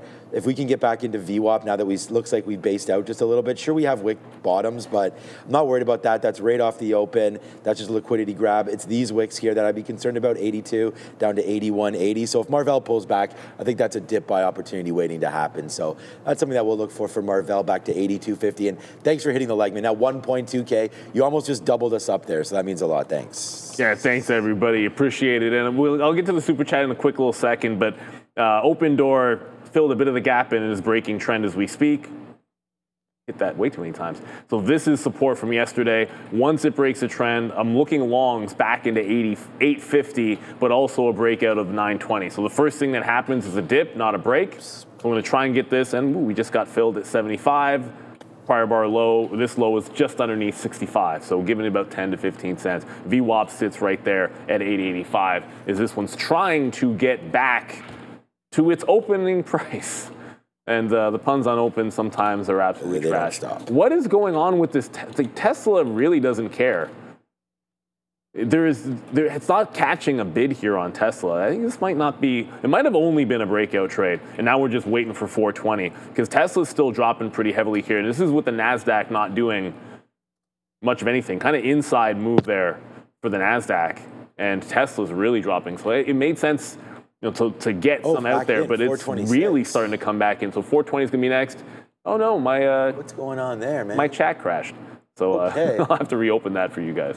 All right, I'm going to try a 426 then, man. I think that's, we were waiting for 423 there on Tesla. Marvell's still doing its own thing, but I'm going to take that shot right now. Nasdaq not doing a whole heck of a lot, obviously, as we can sit here and watch that. So this move back into 426.50. Let's just try, okay, well, there he goes. We just got filled there. I was going to say, let's try 426.50, and then it just tanked into us. 426.15 is where we're long right now, watching out for dip buy opportunities in Tesla, which is right here, right now. You got to give this a little bit of room, man. It's already moved $10 today. So let's just give this a little bit back down and into 424. That was quite a big move. So let's see if we can average just a little bit more. Now we have about that half unit or so right now on Tesla, but it's going lower here as if there's some kind of a story in the last 5 minutes. But 431 down to 425. I guess that's kind of just par for some kind of a course here. 424 breaking, then let's regroup. I know I wrote down between 422 and 423, but we could definitely handle, $1 worth of a hit. I just don't want to handle $3 or $4 right now, because being wrong one time is fine, but being wrong drastically doesn't really ever work out. But we're not wrong right there. Now it's 50 cents in the money. So let's just ring the register one more time here. If we can get, I was gonna say, if we can get a 60, this is crazy. And it might not be that big of moves for you guys out there when you're looking and saying, well, just $1 on Tesla or whatever isn't that much to get excited about. But depending on what your plans of action are and what your risk tolerance is and share size, just please respect your lines and anything like that. And whether or not you're going to get stopped out at 420 or hold this all the way back to 430 or something like that, just have a plan and try to execute it. That's all that Neil and I ask, and that's all that we try to do ourselves as well. So there it goes. We just got a 50 out, and there we go again. We just got more out. So as this continues to climb a little bit higher right now on Tesla, I still have 75% of this, but there it is, man. It's another one there. It's another dollar club. So there goes Tesla. Nice call out for that move to the downside. It's my #1 trade idea long, so if we get an opportunity to dip by that one long, we're going to do that, and there it is, man, now $1.30 in the money. I hope you just took that ride with me right there on Tesla. So far, so good. So here we go. Nice move up now. $2 now in the money. Now the market's doing something. Get it, Tesla, because I want that thing back over at 430. All right, I'll get to Intel in a quick little second. We're dip buying Intel right now. It just double tapped the bottom here. I know this is hard to see because of this silly wick at 8 o'clock, and it just keeps on coming back when I get rid of it. So it double bottomed here, trend break here at 34.8. I want to grab that. We did get OpenDoor. That's coming back into the volume weighted average price, as that dipped and double bottomed as well at 865. So once it gets to 9, I want to be mostly out and look for a 925 breakout on OpenDoor. AMD didn't do much except, no breakout for AMD. AMD back under VWAP and actually suddenly looking a little bit weak itself. So no breakout there on AMD. And as mentioned, Intel has made the turn. So I'm only actually looking long today. So I'm looking 34.8. If we break VWAP, I can think about VWAP. I'm also taking a breakout of the pre-market high. So I have multiple long potential ideas here. One, which I'm sitting on the bid. The next one will be the breakout of the high of the day. And before we jump over, it's still the top of the list, but it's not the top of my heart right now because it's going to the downside is WeBull. Back under VWAP. It just lost 15 again. It's trying to bounce, but WeBull pulling back. It's also trying to break this trend. If the Nasdaq takes out the high, I'd like to hope WeBull can go with it. Wasn't in my plans to be trading it, but hopefully we can get it. Yeah, Barkin's still talking, and Tesla's still trying to do some dances. 428.50 is what we're waiting for. But if you are a Canadian trader and you're somewhat sophisticated, please pay attention to Beta Pro by Global X, because they have 6 new triple levered ETFs. They are offering a 3 times bull, a 3 times bear exposure to both the S&P TSX 60, semiconductors, and U.S. Treasuries. And right now, they're actually offering a special fee rebate. Let's go Tesla, now up in the money 250. Just dropped down 65 basis points until December 31st. So they're dropping management fees to 65 basis points. These ETFs also employ currency hedging to seek and neutralize U.S. dollar exposure, provide performance that may more accurately reflect the underlying U.S. equity indices. So if you're tactical, sophisticated, and looking to amplify your performance, please go over and check out Beta Pro by GlobeX. So unfortunately, as we were doing that read, I didn't have the order out there for Tesla. But it just went up to 428 right there, 428.50s. So we're going to sit there, see if we can get that fill on a nice little move higher. I'm going to put it at 428.40, but I don't know. That was a big, big move. Let's just go 428 flat. We'll put some offers there, and then if we can climb back up, because that was, it sort of tried to get to VWAP a little bit there, wick the top and then back down, but Tesla's a pretty violent name, so, you know, to move back and around this many dollars, it could easily drop $2 or go up $2. So we're at 428 flat. Did we get that? No, we didn't. We're going to get it soon. We do have Michigan sentiment coming out as well, looking for 55.4. So we'll see what that comes out here. But it's just dancing. One more push through 428. We should be able to do that. Trump is currently speaking right now to reporters at the White House before he departs for New York. So get ready for that one. And of course, Donald Trump today is golfing. At Bethpage Black, because it is the Ryder Cup. It's a Ryder Cup. Someone asked you for... There it goes. Actually, I shouldn't say $3 now. Someone asked us for picks. I was like, ask Sean. They asked what for picks? So someone asked us for a Ryder Cup pick, and I basically responded, ask Sean, because... I have to pay attention. Like, I'll just start saying guys I've heard of, and that's I mean, if Scheffler's in it, I think that would be a good... No, but like that's... I need to do some research. But I would just say Scheffler, because that's... Yeah, same, me too, though. I don't follow golf well enough, so I can't give you any picks there. So look, Intel's struggling at the volume weighted average price here. It did bounce. We were able to get 80s. Follow rule. You're losing VWAP in here. There's always the trade at above VWAP on the stock. So it can get to VWAP, and then I can trade it longer above there, or maybe even still the breakout trade at 35.6. But we bought the dip buy on the trend break, and we're looking for it to hold the volume weighted average price or break out the high. OpenDoor is not in my drop. That's weird. Whatever. It didn't show up in my drop down. OpenDoor is a real stock. I had that problem a couple of days ago with something. I can't okay, it doesn't matter. We have in P Pro 8, you can just literally type the name of the company or the first couple of letters and it'll drop down. But for some reason, it says no on OpenDoor. We're back at the volume weighted average price there. Going to have an offer in front of this pre-market high, and then we'll try to get some out in front of the high of the day. This is also a bit of a breakout play, which is a separate trade. If it takes out this prior day high, kind of 9.25, then I want that to be something different. It's not like yesterday in OpenDoor yet, where it dipped, then started holding VWAP, so I got to respect that. So we're scalping it into the volume weighted average price, see if this one wants to go a little bit squeezing through the quad. AMD just can't get off the schneid. Yeah, AMD, maybe it's not going to be the breakout I thought. So far, so good. Just nothing happening here on AMD whatsoever, and let's go to Adara. Here, Trump is talking. He's saying, quote, looks like we'll have a Gaza deal. So, again, geopolitical headlines, especially like this, can sometimes move the market. Be aware. Trump saying it looks like they'll be able to strike a Gaza deal. Fed's Barkin's also continued to be speaking more. I think maybe the most interesting thing he said so far is that the economy is continuing to move along, but he doesn't view it as strong as it was in 2022 and 2023. Back to you. Yeah, I'm hearing those words as well. I just got some more out there at 426. I actually was trying to get out on the way down for this Tesla. I do have an offer now at 427, but we just took a 426. I canceled my 426.50. Right there, a break of 427 is something that we're looking for now, but I don't like this whole talk now about how the economy, Fed's Barkin, all this kind of stuff. So we'll just wait. Economy continues to move along, just not as strong as in 2022 and 2023. It's fine, my guy. We're heading into 2026. What do you want? We don't need to look back that far here, I don't think, but sees the monthly breakdown jobs right now in the 0 to 50K range. So I'm not I don't know exactly about those ranges or anything, but here it comes right back now to the upside. So another out, we'll get something out in here, and then if it can climb higher, then let's wait to see if we have a 430 trigger in this name. So just getting more and more out here of Tesla. And just to let you know, we have 30% left. My stop is 424.50. So if we break sort of that, did I put 424.50? Hold on a second.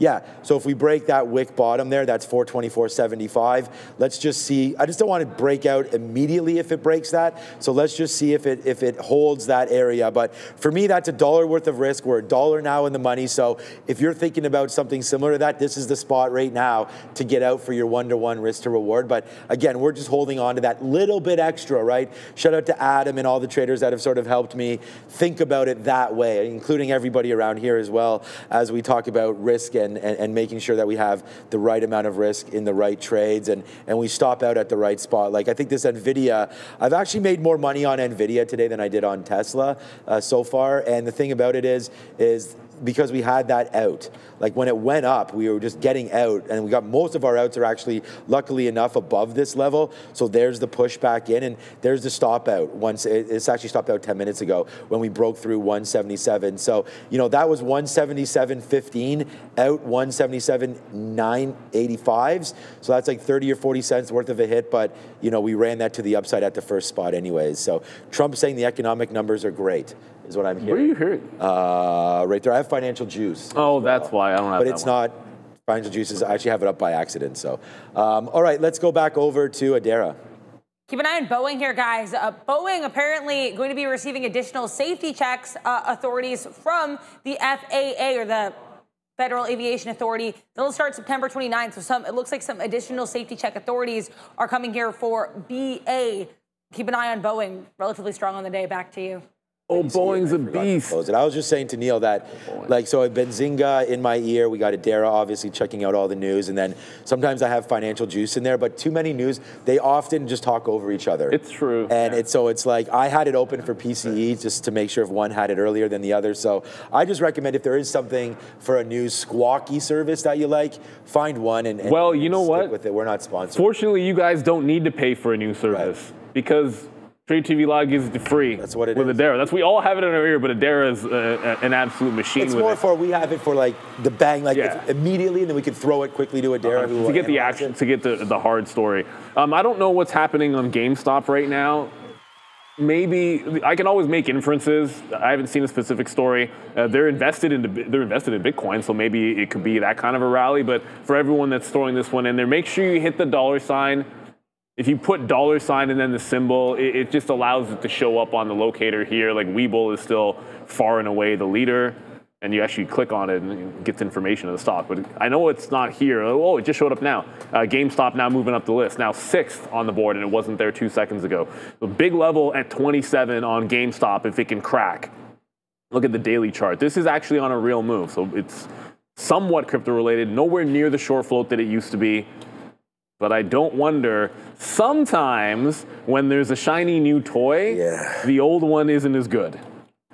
Well, I mean, not sometimes. If you have kids, then you know that's always true. So I'm going to take another leg out under VWAP on OpenDoor, because if I see other things going and it doesn't want to go, I can wait for a better opportunity. Maybe VWAP will be a better opportunity, or a deeper dip buy here on OpenDoor, and then this ends up being more of a small move there for Open. What happened to IBIT? Okay, so right now we are. Is that a call for Adara? No, I heard the trumpet. IBIT? I don't. I was just gonna say there's no news on TikTok, but so I've not seen this much social media attention for this stock on X in a very long time. Like tons of posts per minute. Really? About what? GameStop. Oh, GameStop. Okay, well, so they're ramping it up right now on GameStop, which is good to see. I think yeah, I mean, if you guys are playing that game, I mean, that's what you want to hear, right? I think GameStop has to move on social media stuff, and I don't think there's anything wrong with that.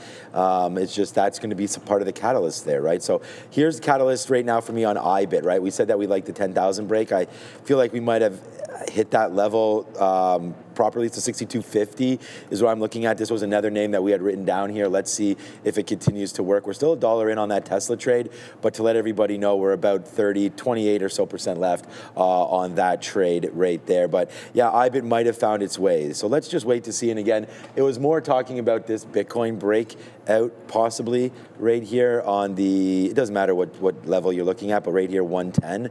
So I just thought we had based out, we got into that 108 and change area. I thought maybe 108 lower would have been a hold, not 108 proper, like 109, almost 108.8 was the low, but there's a break of 10. I think that 110, we at least want to try the long in case it's there for the rest of the day. So that's something that I'm going to try out right now. We're at the highest spot here because finally, well, we just were when this broke through and got to 427.20. My net is like yo-yoing right now because we still have a little bit of a position on right now, and we could still go red on Tesla. Well, no, we can't, but we could basically give it all back. I mean, if we the most we've been able to get here was about $1.50, about $2. We do have a 428 or so fill, actually 428 exactly. We have that fill in there. So, but we're just getting out pieces on the way up. So, you know, if this does lose 424.50, it's a problem. But with only 30 seconds left, we do have. I'm just going to double check the number for you. We can go to Adara right now, but it's Michigan. We're looking for 55 for Adara. So let's go right now. Be good. We're just waiting here on our final Michigan consumer sentiment print for the month of September. 55.4 is the forecast, previous 55.4. So we're also going to be looking at the 1-year and 5-year inflation expectations. 5-year inflation expectation forecast 3.9%. 1-year inflation expectation forecast 4.8%. Now in 1 second, now we're just waiting on these numbers to drop for the University of Michigan. So sentiment print a little bit lower than expected, but not by a significant amount. 55.1 versus 55.4 there for sentiment. For the 5-year inflation, actually also lower than expected, 3.7% versus 3.9%. 1 year also lower than expected, 4.7% versus 4.8% expected. So to summarize, these numbers, we do have a little bit of a decline here, it looks like, in sentiment, but we're also seeing inflation lower going forward, which is, as you can see here, going to be generally taken pretty well by the market. Push higher here for the Nasdaq. Keep an eye on, this is INTC Intel, but you can keep an eye on any other chip names on watch. Intel, of course, has its catalyst where CEO Lip Butan is trying to make deals with Taiwan Semi and Apple, but also President Trump reportedly is looking to curb these dependence on foreign-made semiconductors by doing a bit of a one-to-one manufacturing deal with regards to chips made in the U.S. Last but not least, COST on watch. This one's bounced a little bit from lows, but still to the downside despite a fairly solid report with a double EPS and sales beat. And then they also had stronger membership fees on a year-over-year basis. Before we send you back to the guys, let's take a moment to thank our friends at Origenics. Each year, 3.8 million concussions are reported in the U.S. There's still no FDA-approved treatment. NYSE-listed Origenics is changing that with its first-in-class intranasal drug designed for rapid brain access.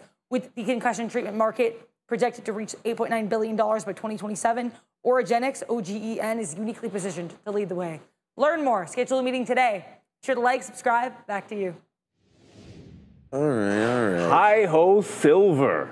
Ooh. Not something you will ever hear. Well, you have never heard on the show. I can't say you'll never hear it again because silver's on a breakout, which means you might have to hear it way too many times because I don't have any other lines for silver, but it's breaking out. You know gold is good, has been good, but the silver daily looks pretty darn good as well. The monthly chart is absolutely fantastic. And this, I just love the structure. I'm throwing out AMD for the temporarily because I'm not seeing anything I like on AMD yet. If there's no trade there that I like, then what are you going to do, stare at the chart all day? So silver breaking out prior day high, and even a dip in a VWAP holds the prior day high. I'm not taking the breakout, but I want the next available dip. This has just been what's this chart doing? Get rid of that. And there's probably another one there, and another one there. But on the daily chart, it's absolutely gorgeous. Like, it's just straight shot to the upside, a couple of stair steps down, but the consolidation, break. Dip into prior high, break. Dip into prior open range, breakout. So I'm going to play buy some dips here in silver. Just looking for this trend continuation. Going to pop myself at VWAP. So this is SLV on the AMX, everybody. I think maybe once during COVID, this might have got traded once, if even that. I've traded a little bit, but you're right. It's not. Well, it wasn't by me. Somebody did trade this on the show. It wasn't me. Yeah, it was probably was I then. Yeah. So I remember back in COVID, I think. Great look. Yeah, I mean, I trade the FXIs and all that of the world as well, but it's just an ETF that we sometimes will look at for China. All right, so yeah, look, right before that number came out, we got a couple outs here at 427. Then we just got a bump up to 428, so we take that out as well. Then we break a little bit lower now on Tesla, so we take some more out at 427, breaking lower, and now we're starting to head a little lower now in the market. So here we go. This could break, and we're out if it does do that right now at 424.50 on Tesla. Yeah, I almost was thinking about getting some more out right now just to see. Okay, let me take a piece out here in the teens. Okay, we just got 17 there. We're back to flat on the stock now again. I don't know, right? This doesn't look very good. I mean, we now spent time underneath VWAP. I always like to look at a trade and say, if I wasn't in, I'm going to get some more out right now. If I wasn't in the trade, would I like this trade? And yeah, I'm having a hard time saying yes to this right now on Tesla. Just another rejection. That's a much better short. So congratulations, my cap gets tipped to you guys right there. Props up, because that short looks much better right now than this long. So I'm going to try to piece my way out of this right now. And if it goes back up, thankfully right now we're at about 15% left, maybe a little bit less than that on this name. So perfect. It will be a positive name, but we'll make roughly the same now on this that we did on Nvidia because of these outs. So two ideas, both equally netted out. And yeah, it looks like the market may be on its way back southbound, which could get me long Intel. Intel, look on here. It's still cold. Yeah, I was going to say it was 34. I may have to switch that to 34.50. And there goes Tesla right now. So I don't want to say it's a plane crash or anything like that, but here it comes in. There goes Tesla. I was calling it a good call. We were able to get out there, so I feel pretty obviously satisfied with what we wound up doing there, because as I look over, positive on Tesla, positive on Nvidia, 2 for 2 for today's trade, but it's too bad. We could have sniffed that out a little bit better at VWAP. So my bad a little bit on that one. I think we could have done a bit better. Yeah, but you can do what you can. I'm thinking exactly the same thing about OpenDoor right now. OpenDoor, it's gone to VWAP, but it's the same sort of pattern. It's not... Tesla broke after the open, but it's the same idea. Like, it broke out and has been stair-stepping down. So even if you get the low, if it's stair-stepping down, eventually you're just not right anymore. I did reload it one last time, and I'll see if I can get some more in front of VWAP. But this is stair-stepping down. There's no point fighting it. If you're looking at the overall market, I mean, I would assume most traders are going to be looking at the overall market. All we've had is rinse the top, rinse VWAP. So it's still holding a somewhat structure to the upside. Like, I don't want to give up on the longs, but got to have some ideas for the other direction here. One of them, I'm looking at Palantir. Palantir never went to 184, so what are you supposed to do? It didn't get anywhere close. But support in the afternoon was right down here, and it was a crazy wick bottom on Palantir, 177.5. That's going to give you VWAP. So I think this could be the trend down on pops that I look out for. And Daniel's saying I missed out on Oklo. It's hard to miss out on a stock if it wasn't part of your plan. That being said, OKLO, Oklo, whichever one we're supposed to call it, still very much, it seems, in this dip phase. This is now the third day. It's not as bad as the last 2 days, but it's now 6% to the downside, and looks like it's just headed right back into that $100 level. We did say 100 is the place I would look for some kind of a reversion bounce. It'll be SSR today. Right, so short sell restricted means the uptick rule is in effect on Oklo. If you're trying to hit the bid to go short, you need the last print to be green.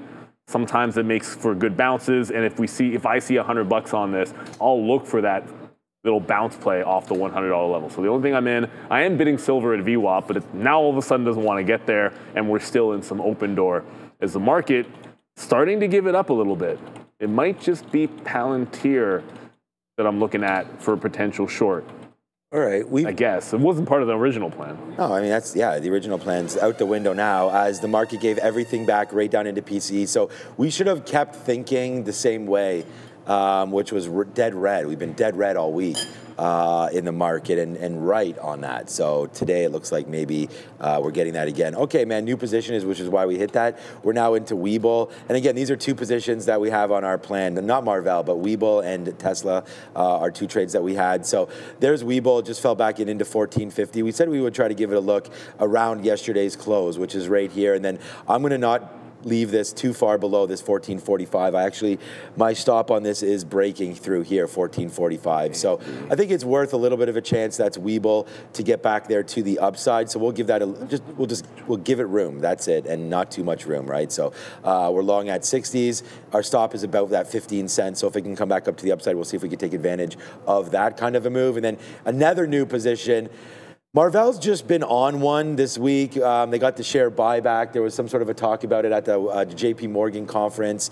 So I like this stock. I think we're getting a good opportunity right now. It's 10 cents in the money. My offer is in the is right here, 82.50. So if we can get that, we almost did get it right there. We'll take out just a little bit, like 5%, and then hopefully we can get back up and into the 200, into the 50, and then we'll see if Marvell can get back up to 83.50 or so and give us something there, because I don't really want to stop out until we break like 81.80 to this downside. So we'll reload this a little bit more, or we'll get more. We'll dollar cost average down to 82 bucks, and then hopefully that will print out. But we're not risking what we've done already on Nvidia and on WeBull. So hopefully we can get some, what we made on Nvidia and on Tesla back in on WeBull right now. But the market's making that dive, Neil. So I don't know. Intel's holding up pretty decently. That's what I was going to say. Do we want to go short, or do we want to look for names that are strong with dip buy opportunities? So there's two sort of thoughts there. Intel's holding 35 pretty decently, but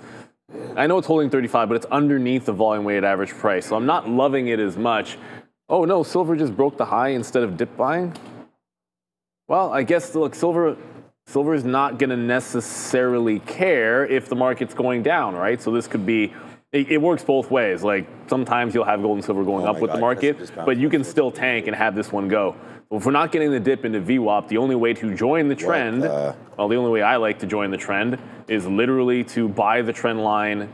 If I would short something breaking a trend line, then I can go long in front of the trend line and get out where I would normally short. So that's going to be the plan to get into silver, I think. So if it loses, call it 35. Just going to get myself a stop order in there. And once this closes above the trend line, I'm going to go, it's a breakout in SLV. What? I'm just going to go for the breakout trade here on silver. Yeah, I've still got that IBIT breakout trade happening, but what am I even doing? Might be close. I said I would get out of Tesla and then go long at the posted prices that we had. So we said between 422 to 423, right, is the long there for Tesla. All right, so I was just like, let me just go back and see. And look, this may still fall in, but they just bounced off of 422. It's clean up to 425, $3 right there. So I'm going to try it again. I know the market's bleeding here. I'm going to try to buy some 423s. And then if we get a chance to buy that 422, we'll do that as well. And then if it breaks back below 422, then we will be out of that stock, okay? So want to give it a little bit of a go here just to see, but the market is coming back in. WeBull got as high as 70s there. Maybe we should take that if it comes again, that 10 cents. So let's see if WeBull can get back to the upside there. I was actually waiting at 77, so we'll see now at 70. And here comes Marvell. We're still waiting for that bid right here. So 82 flat is what we're bidding right now for Marvell to see if we can get a little bit more in on that one, and then potentially buying some Tesla down here as well. So just a couple of ideas that we're working with. Marvell just kind of bounced off of 82. It went to 82.04. We were at 82 flat, so missed opportunity there, or else we would have had a much better price. But here comes Tesla. Let's give it some work here down into 423. Yeah, 423. That 420 could come into play. I do like that level. I don't want it to get there, but do like the level. I just got one more VWAP. It just is the same pattern on OpenDoor. It bounces a low and it gets to the volume weighted average price. And so it held the low again, so I grabbed it. Rob is really stepping the game up over Christmas here. cup? That's intense. Look at this. So yeah, it's only reloaded. Christmas is, I don't know if you did this on purpose. Oh, you got 3 Christmas. months I didn't get that. Today, so this is 3 months to your birthday. Yes. And just under 3 months till Christmas, all right? Oh shoot, it is the 26th. yesterday, I got tasty coffee. Yeah, yesterday Marissa was sitting there and she goes, you know, it's only 3 months till Christmas. I'm like, oh, great. So yeah, my kids already have their plan of action right here. But there it is, man. It's $1 in now, at least on Tesla. So nice play there to the upside. I'm at 4. There we go. Let's go. Right now. All right, man. We back with a vengeance, baby. So there goes Tesla. We bought the dip. So we bought 424.50s. That's where we're long right now, $1 in on that one. We just got out of 10%. Let's get out of another piece here because the market is downside. So, you know, it celebrates, whatever. We're just having some fun there. If $1 is good enough for you, man, take it. I just wonder if the market's going to bounce. And it looks like we made a mistake there. We should have probably got out of a little bit more than what we did. Trump's saying if the government shuts down, we shut down. So I don't know. That's not on that. I don't know if that's a headline, but there goes OpenDoor. Yeah. So we've been buying the dip off of this support level, but the second it broke, I'm out. You know, very quickly. I mean, silver is holding up, so at least I think. And the thing about silver is it obviously, like I was saying earlier, like it could easily still trend up even in a weak market. So with the breakout and then playing it with the trend line, as long as it holds the trend, then I'm good to go on silver and hold that high. But Palantir was, I think, a missed opportunity. It got to VWAP, but that was, you know, I was looking at it for the short after it hit the volume weighted average price. It's continuing to go down. There's likely to be some kind of pop as we get into overnight lows on the Nasdaq. At least I would suspect. You could have some buyers at the overnight lows. If that happens, look to short pops and weak stocks is the way that I'm going to go here. So out of OpenDoor, maybe one time too many on the reloads. I feel like that's always the case. And silver, the only thing I'm in because Intel, while holding up, Intel has lots of good news for it in the last week. It's holding up, just not doing much. It was able to get 80s into VWAP, which was 35.15, but that's like a 30-cent move. Intel's been moving a heck of a lot more than that recently. So you can expect some more volatility with Intel, but this is not, it's not looking great, despite the fact it's some higher lows. If it's going to hold under VWAP, I think you'll wait for a better dip if you like the long, or allow it to show me some more strength before getting back into Intel. Man, this market is giving it up quickly, and I see a lot of people still talking about ORCL. I know this is a meme-ish stock and really popular, but as we've been saying, unfortunately, like the bleed is really on here. Just watch out for that low of yesterday. I'm still looking for some kind of a SSR bounce play on this. If it's not 100, the only other place to look would be yesterday's low. So be patient with, be patient with long is the best way to think about it. But I also do not want to short anything at low of day.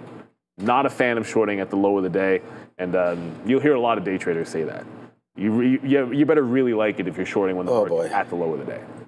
Yeah, I mean, I don't mind doing it if there's some juice to it, but I don't know. Yeah, for today, it doesn't. Individual stock is fine, but to me, it's like if the market's at the low and you're putting on a short, like you might as well just bet on an individual stock. You might as well just bet on the market going down at that point.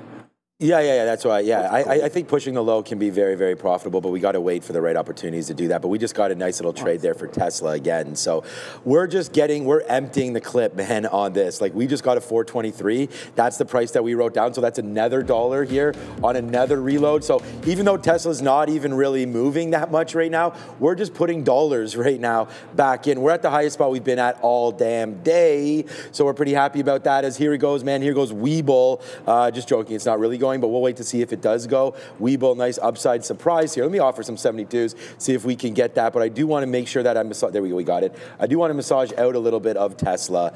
We just got a 424.50 fill. I'm going to try to 424 fill again to the upside because there we go. Did we just get that? Yes, we did right there. So there's our out there. Again, $1. Now it's going even higher. This is the highest we've ever gotten out on this last move. So let's do it again. We'll punch a little bit lower. There it is. Now we're at our daily goal, but that doesn't mean that we're just going to stay. That should have been the props up one there. Props up there on Tesla and trying to get that going. 10 cents in the money on WeBull. A couple outs there. And Marvell, we're out of the money 7 cents. And we just got a fill there on WeBull, on Marvell as well at 25. So not bad. Let's see if this market has some giddy up back in it. And that would be nice if so. Neil, about crypto. Ooh, well, it's not just crypto, but it is certainly a big opportunity for anyone looking into crypto and trading Bitcoin, because in 14 years, there's been zero hacks and no excuses. BTCC.com delivers when others don't. The ability to trade Bitcoin leveraged up to 500 times. You can trade Tesla, you can trade gold, you can trade Forex, and with smart copy trading, you don't just watch the pros, you trade like them. Regulated in the US, Canada, and Europe, and trusted by 6.8 million traders. And we got an exclusive at Trader TV Live. Scan the QR code or click the link in the description box for a 15% deposit bonus. BTCC.com, where the pros trade, and now so can you. So shout out to them for sure. So come on, Open's trying to go again. Silver's making its move, but it's Intel that I want to get back into, as it's pulling right back into where we got it before at that 3480. So looking for a bit of a trend break here on Intel, and when it does, we're going to pop into that long. As far as Palantir goes for the short, it's nowhere near 177.5. It's like $1.30 away from VWAP. 177 was prior support. So I want to short a pop in this name. It's the only one I'm looking at for a short because of the rejection yesterday at 184 bucks. Like, sellers in control there, and we've had follow through underneath on Palantir before. So looking to short the pop here on Palantir instead of the low of the day. Try not to short the low of the day. Want to be back in here into that 77 level. And let us know what else you guys are watching here. I mean, I keep seeing the same names on the locator, or the visualizer, I should say. Like, it's WeBull. A new one happens to be CoreWeave, which we haven't looked at. I'm going to guess that's probably down. CoreWeave. Yeah, CoreWeave down and at the lows. What else is new? The market might lose a lot here. I don't know. CoreWeave's candle yesterday stunk to all high heaven because they got the $6.5 billion OpenAI deal announced, and it went from red to green 5% to giving up the entirety of the move. Like, that's not, when you do that on positive news, it's like it stands out a little bit more. So not a very good looking candle on Core. Like, if I owned CoreWeave, I would have been selling some yesterday, but I don't. So that kind of is what it is. Yeah, I think you're right. I think there is some topping tail candles on many different stocks. I mean, we saw one potentially on Uber. I'm starting to get out some more Marvell right here. It just tried to go to 40. We'll take another 27 there, whatever it was, and get some more out there on Marvell. Trying to hold on to Tesla. We just got some more out as well for that dollar. It's bouncing around 424. I don't know what to tell you guys. I'm also at 424, basically 425 to get out of 30% of what we have left. So we'll see if that can happen. I think Uber might have been one that topped heavy. Again, at that $100 mark. Now it's down a little bit again. So Uber, just looking at what we're talking about here, Uber has a tendency to do this. It kind of just like tries to play around the top and then eventually thinks about breaking it. You know, we can zoom all the way back, and it was just taking out levels and holding this 50-period moving average, right? Like, this was at one point the high 80s. We did take it out, came back in, and dramatically went down back there at the beginning of the year. So we'll just wait to see what Uber wants to do now. But I was wondering about that topping tail right there at 102.2.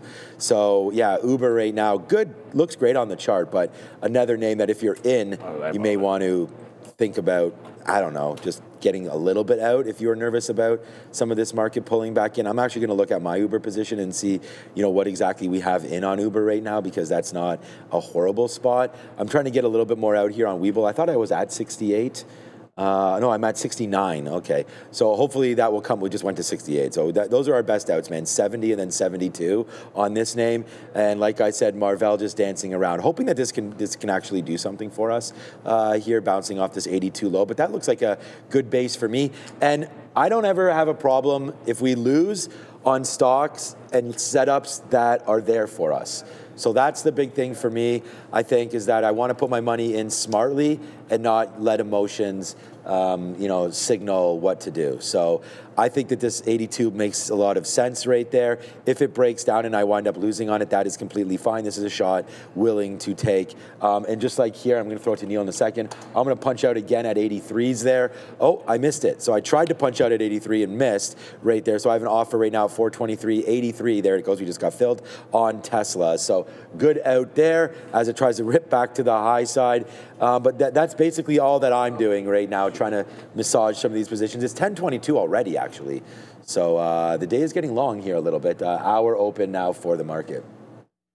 I think we're going to go to, just very quickly, I was just in on a trend break in Intel, and the second it got up, and broke the trend, I got filled on the way back and insta-stopped at the prior bar.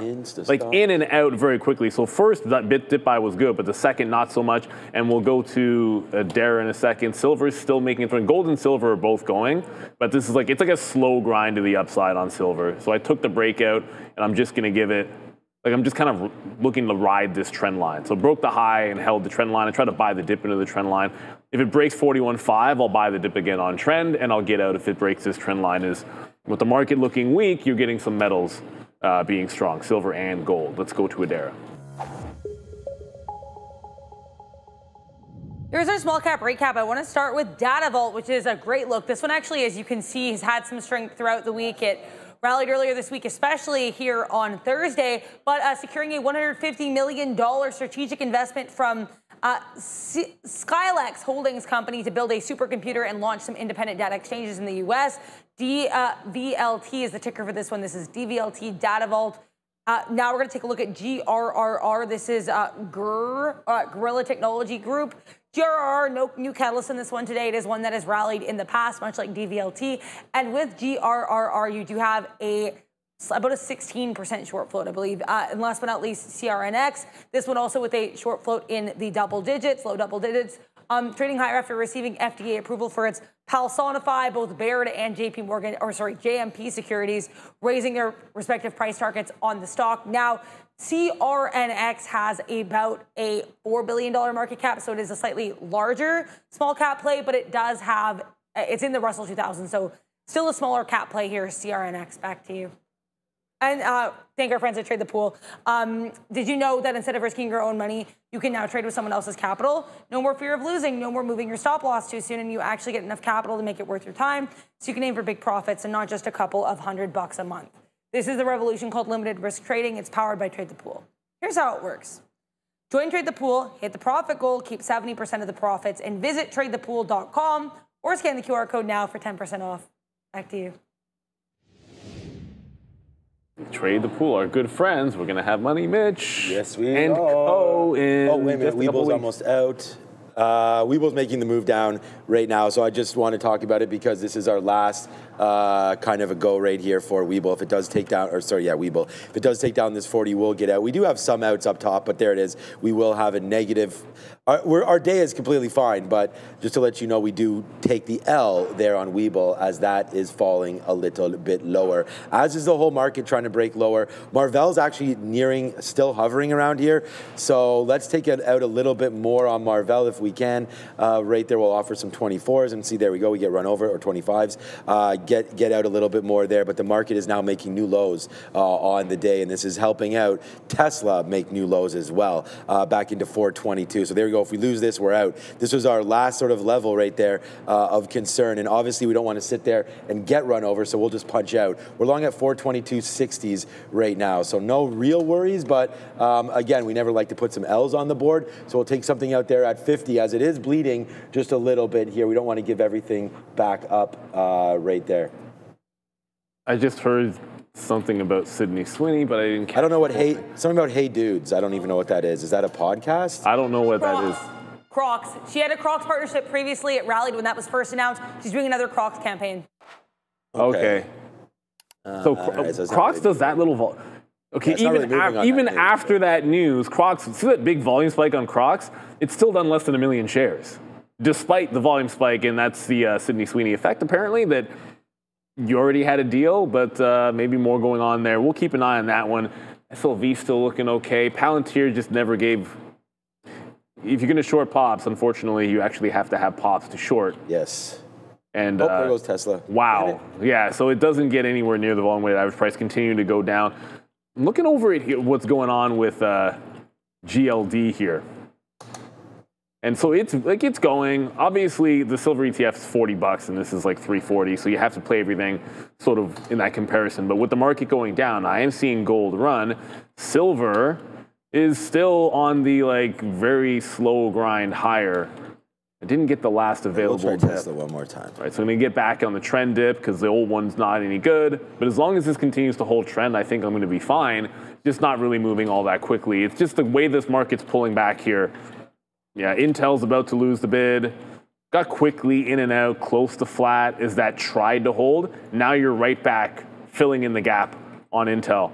We'll go back to brass tacks. It's like wait for it to fill in the gap and then take a trend break if you're looking long, because everything else is just trend down at this moment. ETH is headed lower. You got to flip the short, I guess. Yeah, ETH is, if it's under VWAP, then okay, ETH just broke the volume weighted average price. I actually had written on my note 3040 on ETH. It didn't get there, but it's breaking trend. It's under VWAP. I'm not getting Palantir. Obviously, it's under 4,000, obviously. But I can short this one under VWAP and just give it a little bit, not a ton of room, because that's only about 15 pennies, but it's a $30 stock. As the market is now decidedly red. Oh, yeah, no, not a great day here for the market, that's for sure, as many names now coming back out into the downside again here. So we'll take, I'm trying to think about 421 now. We did get stopped out when it broke through 422. We just did have 50 cents, and I didn't even offer it. It went to 422 almost there to the dollar, or to the penny. So we're going to offer out just in front of it, see if we can catch like 50 cents back end right here, backside for this Tesla trade, right? So here it comes, there it is, okay. So hopefully this goes up to the upside. It sounds like ByteDance and TikTok, we're going to figure that out today. I think we saw yesterday on the after not show, helping Oracle. Him actually signed. Yeah, it's, but ByteDance is still going to own at least, probably at least 50% or so of the deal there. Okay, here we go, man. Now we're back into the money. Another dollar here on our good friend Tesla. It's been our best friend today. As there it goes. Yes, man. Thankfully.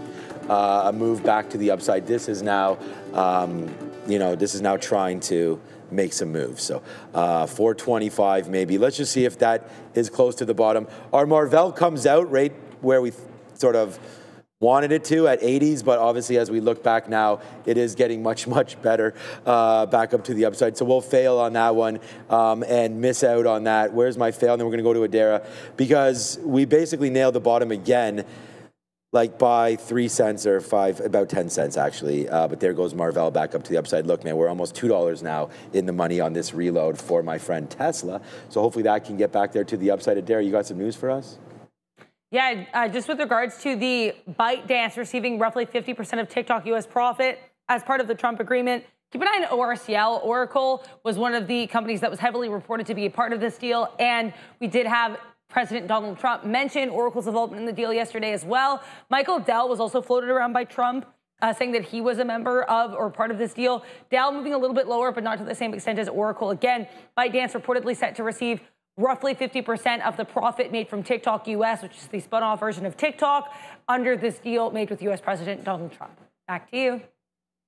Okay. Well, it's not, like I said, it's not helping Oracle at all, unfortunately. And I think so much of everyone knew the deal was going to be coming, and I think Oracle's trading too much on those ridiculous is the wrong word, on those surprising guidance numbers that they recently had. So I'm back into Intel. It made another bottom here at 34.6, and we'll see if it can't get to the volume weighted average price one more time here. So Intel still pretty strong. I mean, this is one of the strongest chip names out there the last couple of days, but that's not a real wick. That's a bad wick, that 38. Just want to show you guys. Like, I have this wick on the chart, so the daily chart's going to be skewed. 36 is the effective high in the pre-market. But this is just, it's a breakout trade in every way, regardless of what you think about the Apple potential investment or the government actual investment. Great bottom pick there, I'll tell you that much. Certainly looking good. And then in the news today that they're considering more tariffs on chip makers if you're not producing, I think 1-to-1 for every chip that gets fabricated and made outside of the U.S., one needs to be made in the U.S. So it's trying to bounce into VWAP. It failed VWAP the last time, although a little bit above. So we'll play it back in. Make sure we take profit. The market's been weak. If you get pops, make sure you get some fills on the way to the upside, the way this market's been going. Let's go back over to Adara. Silver's still doing that same slight move. ETH, pretty much where I got in. It's the same price as crypto is pulling back. Let's go back to Adara. There's some more headlines on Boeing and the FAA. I'm going to look more into this, but I just want to let you guys know this is currently happening. Again, starting September 29th, 2025, the FAA, or the Federal Aviation Authority, will begin to allow limited delegation to Boeing for issuing airworthiness certificates on certain 737 MAX and 787 planes. That'll start again on Monday. So Apparently, FAA is going to be allowing a limited delegation to Boeing to issue these airworthiness certificates on certain planes. Back to you. Boeing is in the verge. Like, it wants it. Like, I'm a believer that Boeing might have found a temporary bottom in here. And I'll say that as somebody who thought the temporary bottom was going to be lower. But it's holding this, it's not 5% like it was before, but the market's been pulling back pretty heavily. What it did do when you're looking for a dip, did it play off the prior high? 100% it did. So it bounced off the prior highs. I thought maybe closer to 218, so I'm not in it. But yeah, Boeing's on one. I think if you're looking to buy this stock or looking to buy the dip, or this is a trend break and a stock that has been begging to break out the top. And you look at the 52-week high and understand that there's plenty of room above it. It's clear skies, I guess is one way that you could put it, for Boeing if it can get back to these highs. I don't think you wait till that. I might pick some up at lunchtime and just admit that the stink bid is not going to fill. And I want to build back into a position on it. So it used to be a pretty decent size holding for non-tech for myself. Like, it was at one point it was top 3. And then that changed a few years ago. Want to get it back up there. All right, yeah. I mean, I think we all like a little bit of... It's a duopoly. And there was a point that gets made, and I'm not saying this isn't true, but about their backlog and how long the backlog is for any orders that Boeing does. There's only them and Airbus. Yes, there's this 12 years. Boeing's is 12 years. It's 10 years for Airbus. Right. So they both have big backlogs just because that's the nature of the business. It's not as if they're like, it's worse, but it's not like uniquely horrible or anything like that, the backlog that Boeing has. So anyways, I know it's a criticism that gets thrown out about them. It's true. I think it's a little unfair because you have to compare apples to apples. All right. Ooh?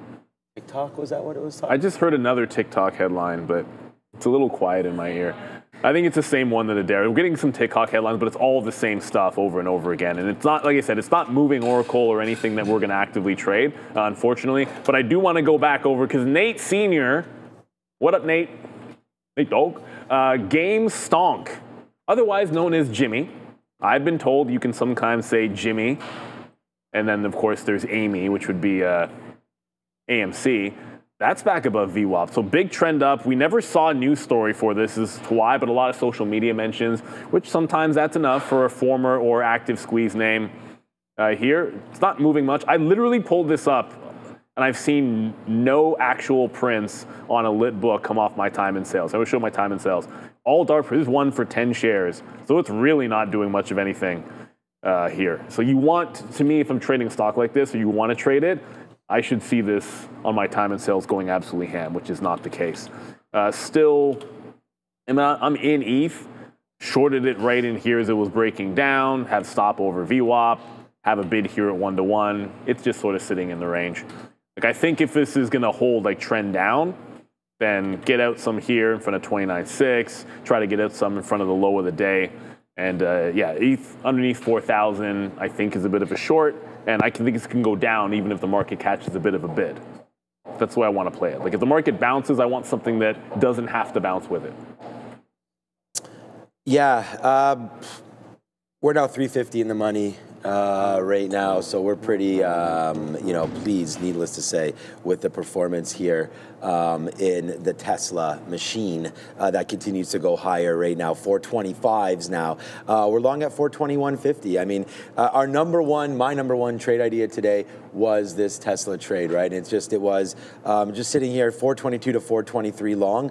Obviously, if being at 425 is real nice, but we did take a hit on that trade right there when we tried to protect 422 for sure. But I wanted to stay with it. It's not that we definitely found a bottom or anything like that. With this market, that was a pretty aggressive whoosh down there. So I don't expect Tesla to hold, when that happens. And these are just levels that we pick based on, you know, me going through some of them and looking at them and whatever. So I'm going to take it out again right here at 422, 425, 22s. And now just wait, man. Now it's $4 and going higher. Maybe this will be that special day that we're waiting for on Tesla today, because if we can get it back to VWAP, then oh boy, will that be a trade. So I'm going to put that in right now. 426.85. We'll see if we can get out of a third of what we have left, but we only have about 25% left now anyways. I mean, it's a $4 winner is a $4 winner, so we'll put that in our pipe and smoke that thing. But we did lose on Marvell, so we got to go fail on that one, and we do lose on WeBull, so we'll go fail on that one. But we've lost only a third of what we made on Tesla in each of those names, so that still leaves us just 1/3, so that's good. And then another third or so on Nvidia that we've made today as well, even though we did lose the bottom on Nvidia, but we took this trade real early. That's risky, so that was only half a unit. Wish it was a little bit more on that when that play was happening, but there it goes. Now 425.50 for Tesla, so that is trying to go. SMR flashing on my screen right now, so let me find out. I don't know why that was. Yeah, right there. So back up there to the 200 period moving average, so you can see it. JP Morgan flashing, SMR flashing, Netflix, Roblox, Google. So we have scanners that everyone has scanners, I think, that trades, especially the way we do, and just to see what's popping off. So right there, SMR taking out the 200 and going higher. So that's a scanner that I have set. We're now at the daily high again. So it took a minute to get back here because we did take that L. Oh boy, now it's 450 in the money now on Tesla. I'm going to cancel and just take an offer right here at 35s if we can get that, because that's a big move. And did we just get it? Yes, we did. So a nice move right there for Tesla. Hit those sirens, guys. It's a big one happening here. So far so good, but there it goes, man. Nice move higher there for Tesla. 450 in the money. Yeah, you're right there, Bonkzilla. Crisis averted right there. It wasn't a crisis, but we gave back some of our day there, but now we got it right back, obviously, as we continue to push this long at the high of the day for myself. So there it goes. That was good, man. Like I said, sometimes it's one stock, sometimes it's multiple stocks, but today it's Tesla that's really holding it for me as well. Neil's got Intel, which I'm sure. Well, it's still. I mean, I think with Tesla was the best one for me as well. It just never really got to 420. The breakout early was fine, but I might have missed the super chat. But I didn't forget this level on Ford, Vaughn Clark, Ford. That's it. Just $F and Ford. Yep. Ford is the $12 level on Ford. That dog will hunt. You know this is a biggie, right? Like, it's been holding here for like a couple of months now, since literally July 1st. This is a massive top here on Ford. I expect there to be a few mil on that offer. That's just how the market works. It's going to be a big, thick offer. I said I'd take the break whenever it did happen, so it's above 1190. I'll take a shot at it. I don't know how much I absolutely love it when it's going parabolic. I'd rather usually do it early and then you have some room, but that's too big of a level on the daily to completely ignore. We're going to go to Dara just a second for sector watch. Like Intel, we've been basing out essentially just kind of going long at the same pop level, getting 34.7 the first time, 34.8 we just grabbed, and it's now breaking through 35. Still nothing above the volume weighted average price to get us out, but I like a breakout on Intel still. So I will take a break at 35.6 if it gets there, and I will take longs over VWAP if it holds above VWAP. But for now, it's only been the scalp dip buy all morning long. Hasn't been a misstep on it yet. And then just going back over to SLV, as I said, this is just very slowly grinding higher on trend. So buy the dip in front of trend, takes them out. When it breaks out the new high, buy the dip in front of trend, and take some out. So I'm going to do that until it breaks the trend. And with any luck, silver will just kind of continue to grind higher. The way it's been doing for a while here is we'll go to Adara, see what other sectors might be moving well for you. Yeah, it's interesting here. Other than tech, we have a really green board for the most part. Finance strong, health technology strong. Now, this sector maybe was viewed a bit negatively heading into the session because we do have these comments coming from President Donald Trump about 100% tariffs on pharma. But the catch or the caveat with that, however you put that, is that if you are manufacturing in the U.S. or trying to build a manufacturing product plant in the U.S., then you're good on those tariffs. A lot of these companies already are, which is why a lot of them are up today. Consumer durables looking really good, led by Tesla, which has dropped quite a bit from its high of day, but it's still green. Energy minerals green, utilities green, retail trade with the exception of Costco on day one earnings is green. Communications and industrial services looking good as well. Now let's talk about tech, which is undoubtedly the elephant in the room here, especially when you consider all of the strength in other names. Boeing and Intel trying to hold things up here in electronic technology, but Broadcom, Apple, and Nvidia, the three largest names in this group by market cap, are trading lower. Technology services a little bit more balanced. Apple up 3%. This one got a street high price target of $810 this morning, and they are to the upside along with IBM, ACN, and Google, but then Oracle, Palantir, Meta dragging it down a bit. So tech is struggling to keep things to the upside, but the rest of the market is more than willing to help it out. Back to you. You're going to be... I didn't see anything over 1% on that board. There's something I ran into Sharif in the lunchroom there. I was looking for something to have before going swimming, but there's nothing left.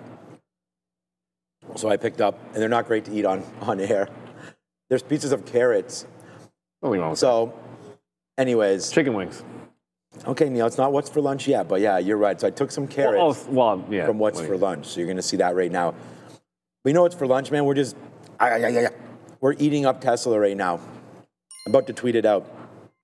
Monster today for Tesla. Now $6 now in the money on Tesla. We've taken about $10 in total on Tesla today. So we can do the math and figure out that it's been a pretty good day. But there goes Tesla right now. We said this would be a special day if it got to 427. It's at 427.50. So yeah, good day so far right there off that 421 dip by opportunity. Came right into our levels, man. We wrote down 423 to 422. Came right into there. We went yes, yes, yes, no. We lost it. Then we just bought it back with smaller risk down there. Nice upside play. We actually put on a decent amount of shares there. So there goes Tesla right now. And I'm just really over the moon because yesterday we had a big rally back in Micron, which was our #1 idea as well.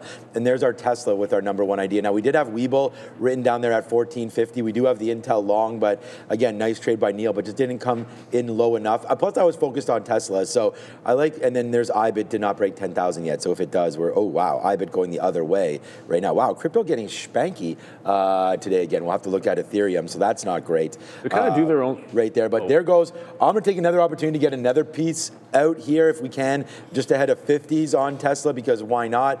Just to try to get a little bit more out. But yeah, there it goes. You know, the #1 trade idea. And I think, what I was going to say about what I liked what Neil's been saying lately is, you know, someone said, oh, you guys missed Oklo, but you know, you can only grab enough things that you're looking at, and that's why, like with Tesla, it was my #1 idea, and I like the story. We've been looking at Tesla for a while. I like the levels that it came into, so I didn't want to, you know, look anywhere else, and just made my whole day right there and more on Tesla, like to the point where, you know, that's it. The goal is made, and you can go now and go enjoy your Friday. So there's always going to be opportunities missed, you know, all over the board. It's just trade your book and be comfortable with what you're doing, and that way, when there is an opportunity that you see fit, you're able to take it, right? And so and that's why our crowd and the traders that watch with us here, our audience, is so important. Because you guys will be in here telling us they're at BIAF halt up. So we're trying to get another piece out right here on Tesla, by the way. But see, so here's another good look, right? Somebody in our chat, or multiple people in our chat here, looking at BIAF, and it's a great opportunity today to get involved with that. So there it goes, BIAF. We talked about it on the first halt. That happened almost right away, I thought, during the market open. And I don't know, like Neil had that problem with halts the other day, and I don't really see where it halted again here, but maybe right there. It's there, it's hard to see. Yeah, okay, so, 9:30, my bad. I was looking at this as being 9:30, right. So right there when it opened up, there's the halt. The best place to look, I find, for our halt screeners anyways, our charts is where there's no volume. So we have a built-in halt scanner. Right. If you're at Real Trading, which I can just quickly show you. You can promoted that. You literally can just have a halt scanner, which I try to always have up, and sometimes I forget. But it is pretty useful because it'll tell you the time that it halted and then the on-halt time as well. We did get some super chats that I want to get to, and I'm sorry for missing this one, Vinu, on CNXC, and I'll get to that. But I did cover Intel I did cover it at the high, Intel at the high, so I'm out looking for the next available dip. But let's go to Adair.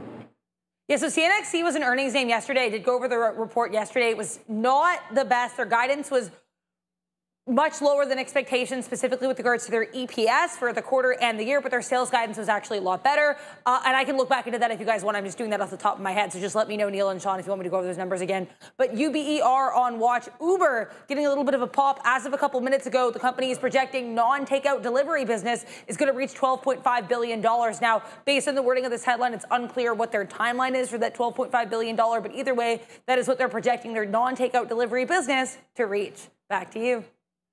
Thanks, Adair. And what a bounce that CNIC did. I'll call it an SSR bounce because anytime you go over 10% down, there's a saying, and I'll credit it to Luca because you say it all the time.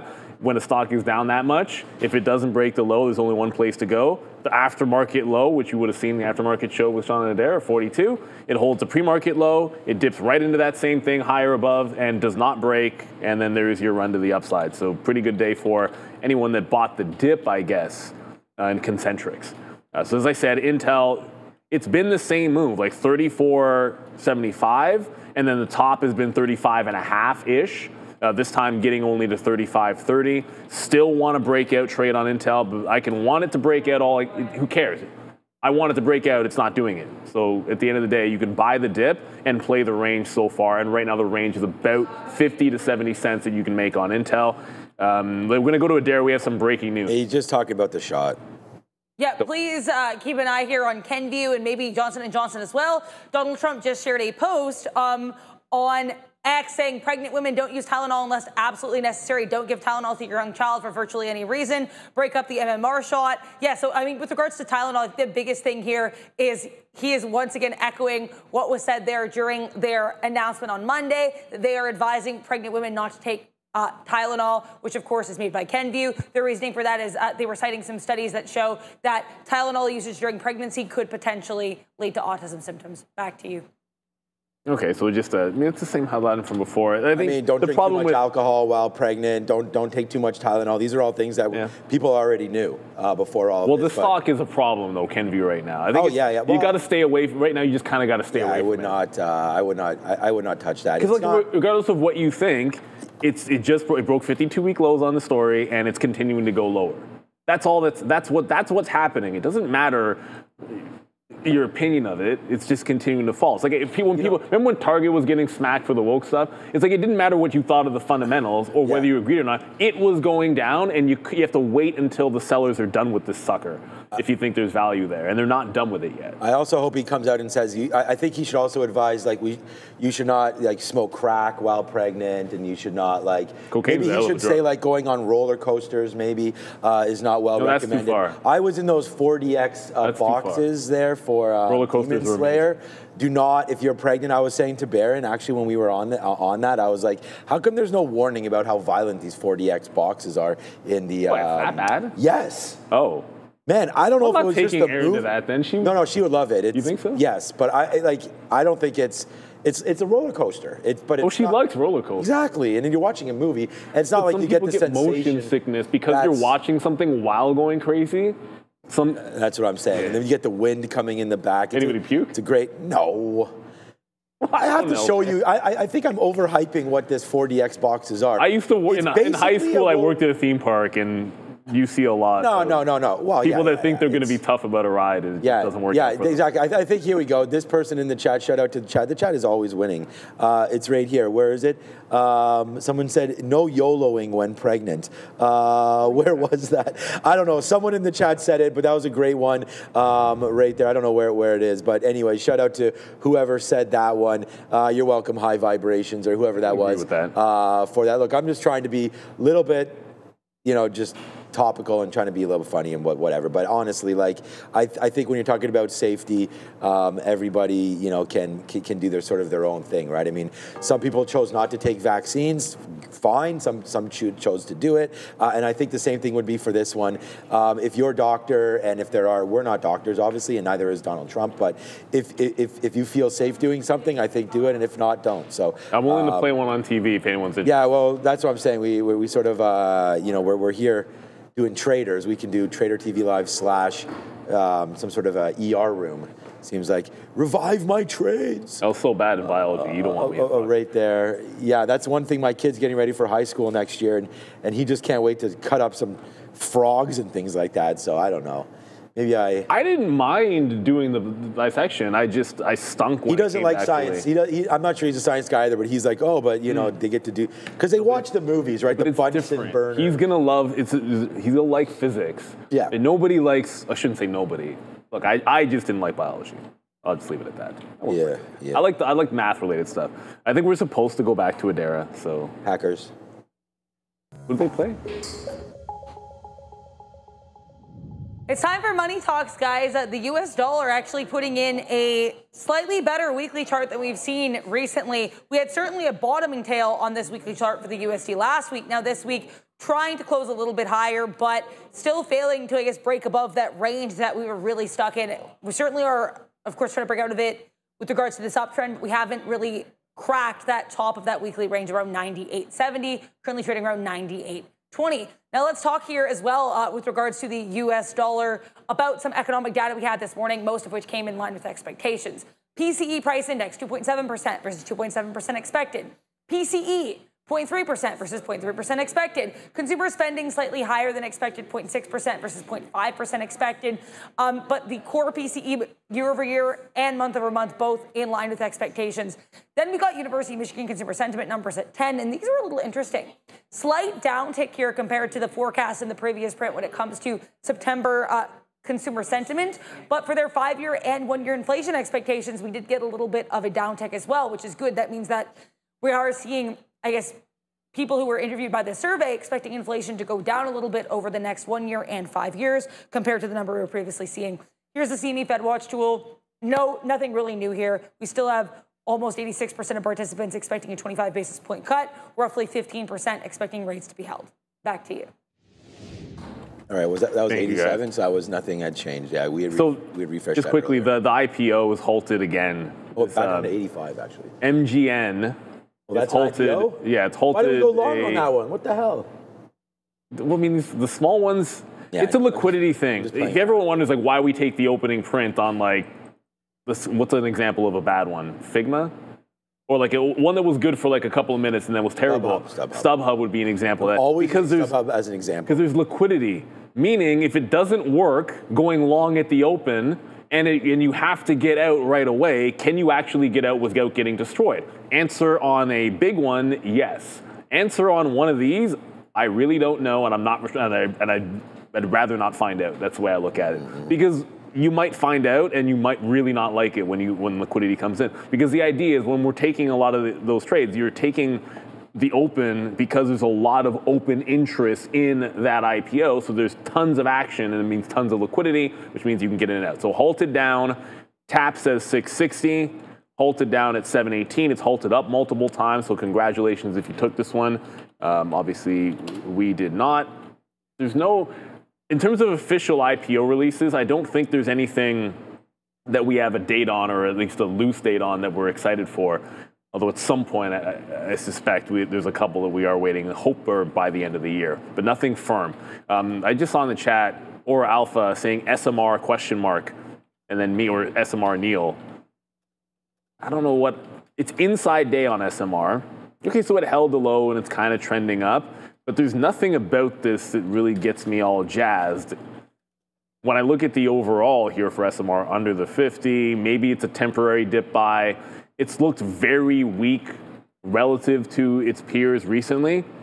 I hope this is a turnaround day, but this is more of a confirm that it's holding this trend by closing green, and then maybe look for the relief rally tomorrow. It just never piqued my interest at all, SMR.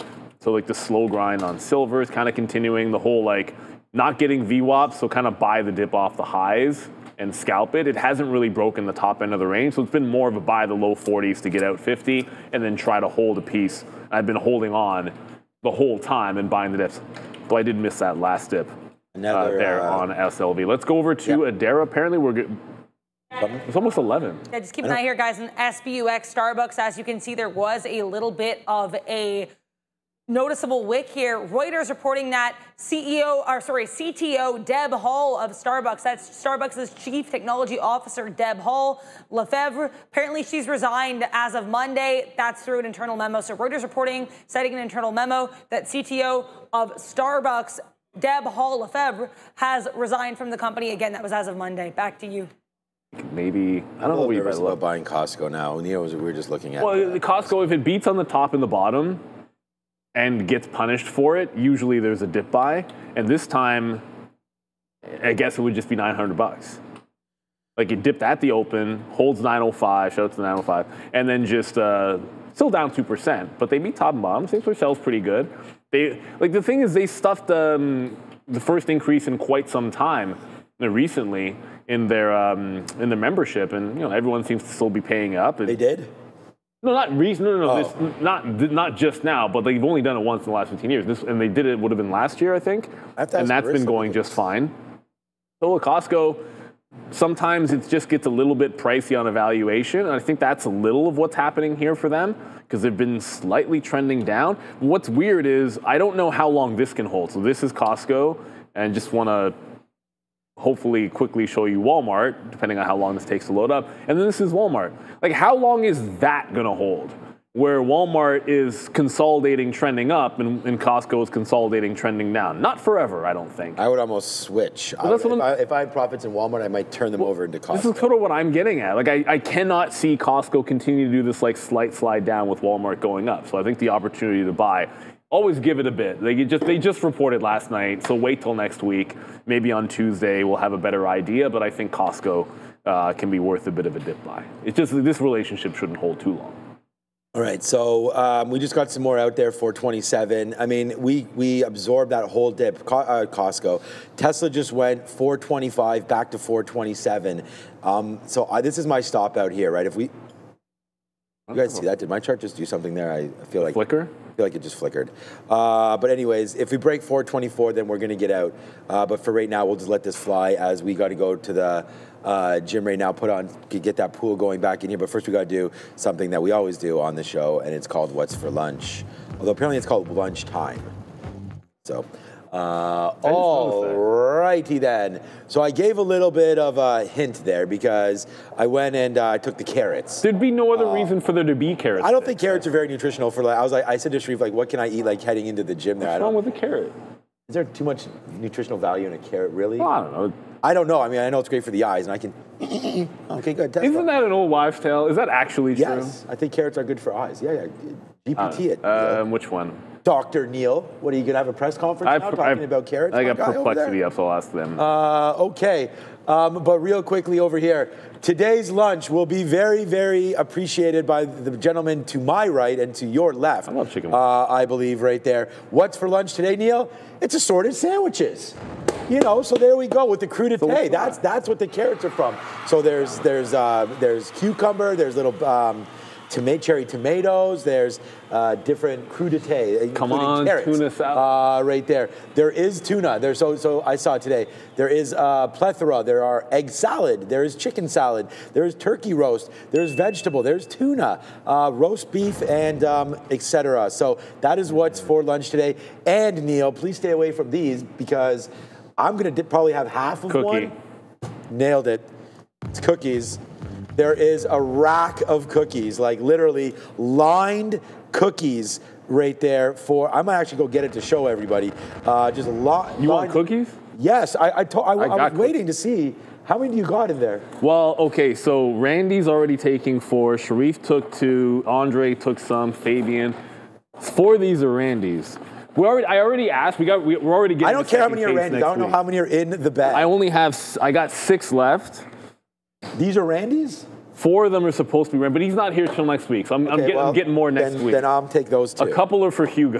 Wait, what do you mean? How many can I take? How many do you? No, I'm getting more next week because she has guides every Tuesday. My daughter's selling Girl Guide cookies. Obviously, everybody that should be, even though she's an Ember, but it's the same thing.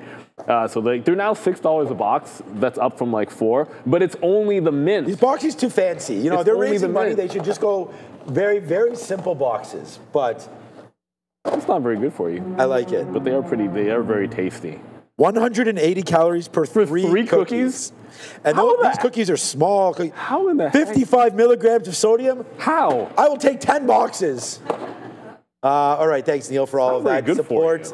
Girl Guides, and Neil, yeah, just keep bringing them in. We'll get them. I can pick them up for my parents. Yeah, just keep bringing the whatever. cases in. Yeah, man. So there it is, right there. Good. So thanks. Otherwise, because I don't want to be sitting there eating them at home like crazy. Well, that's what I'm saying. Like I was gonna say like I'll take like as many boxes as you can. But then I took the bag this morning. My daughter actually was a little bit upset, cash? and she's like, "Oh, but then how do I sell door to door?" I'm like, "We'll get more next week."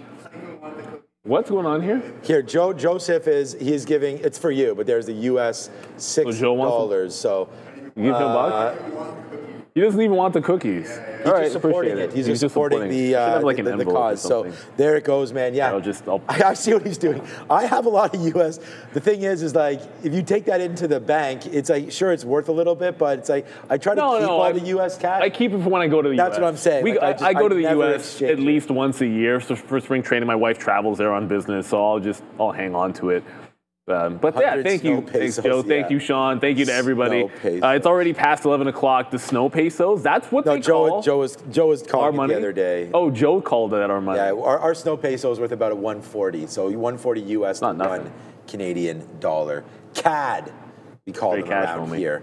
Okay, all right, good one. Thanks for the hookup on all these things. And now I want to eat. Yeah, we'll get it all figured out. Maybe we should open. Maybe we'll eat. Maybe we'll open one. We'll open the one that Joe did. We'll share it with everybody. Yeah, because if Joe bought one and he doesn't want it, right? That way we can share it. Then this is ours. Yeah, we'll share it with everybody, and then I'll take whatever you have, and then we'll figure that out from there. All right, it's 1:03. Ciao for now. Back. Get your fofo. Show.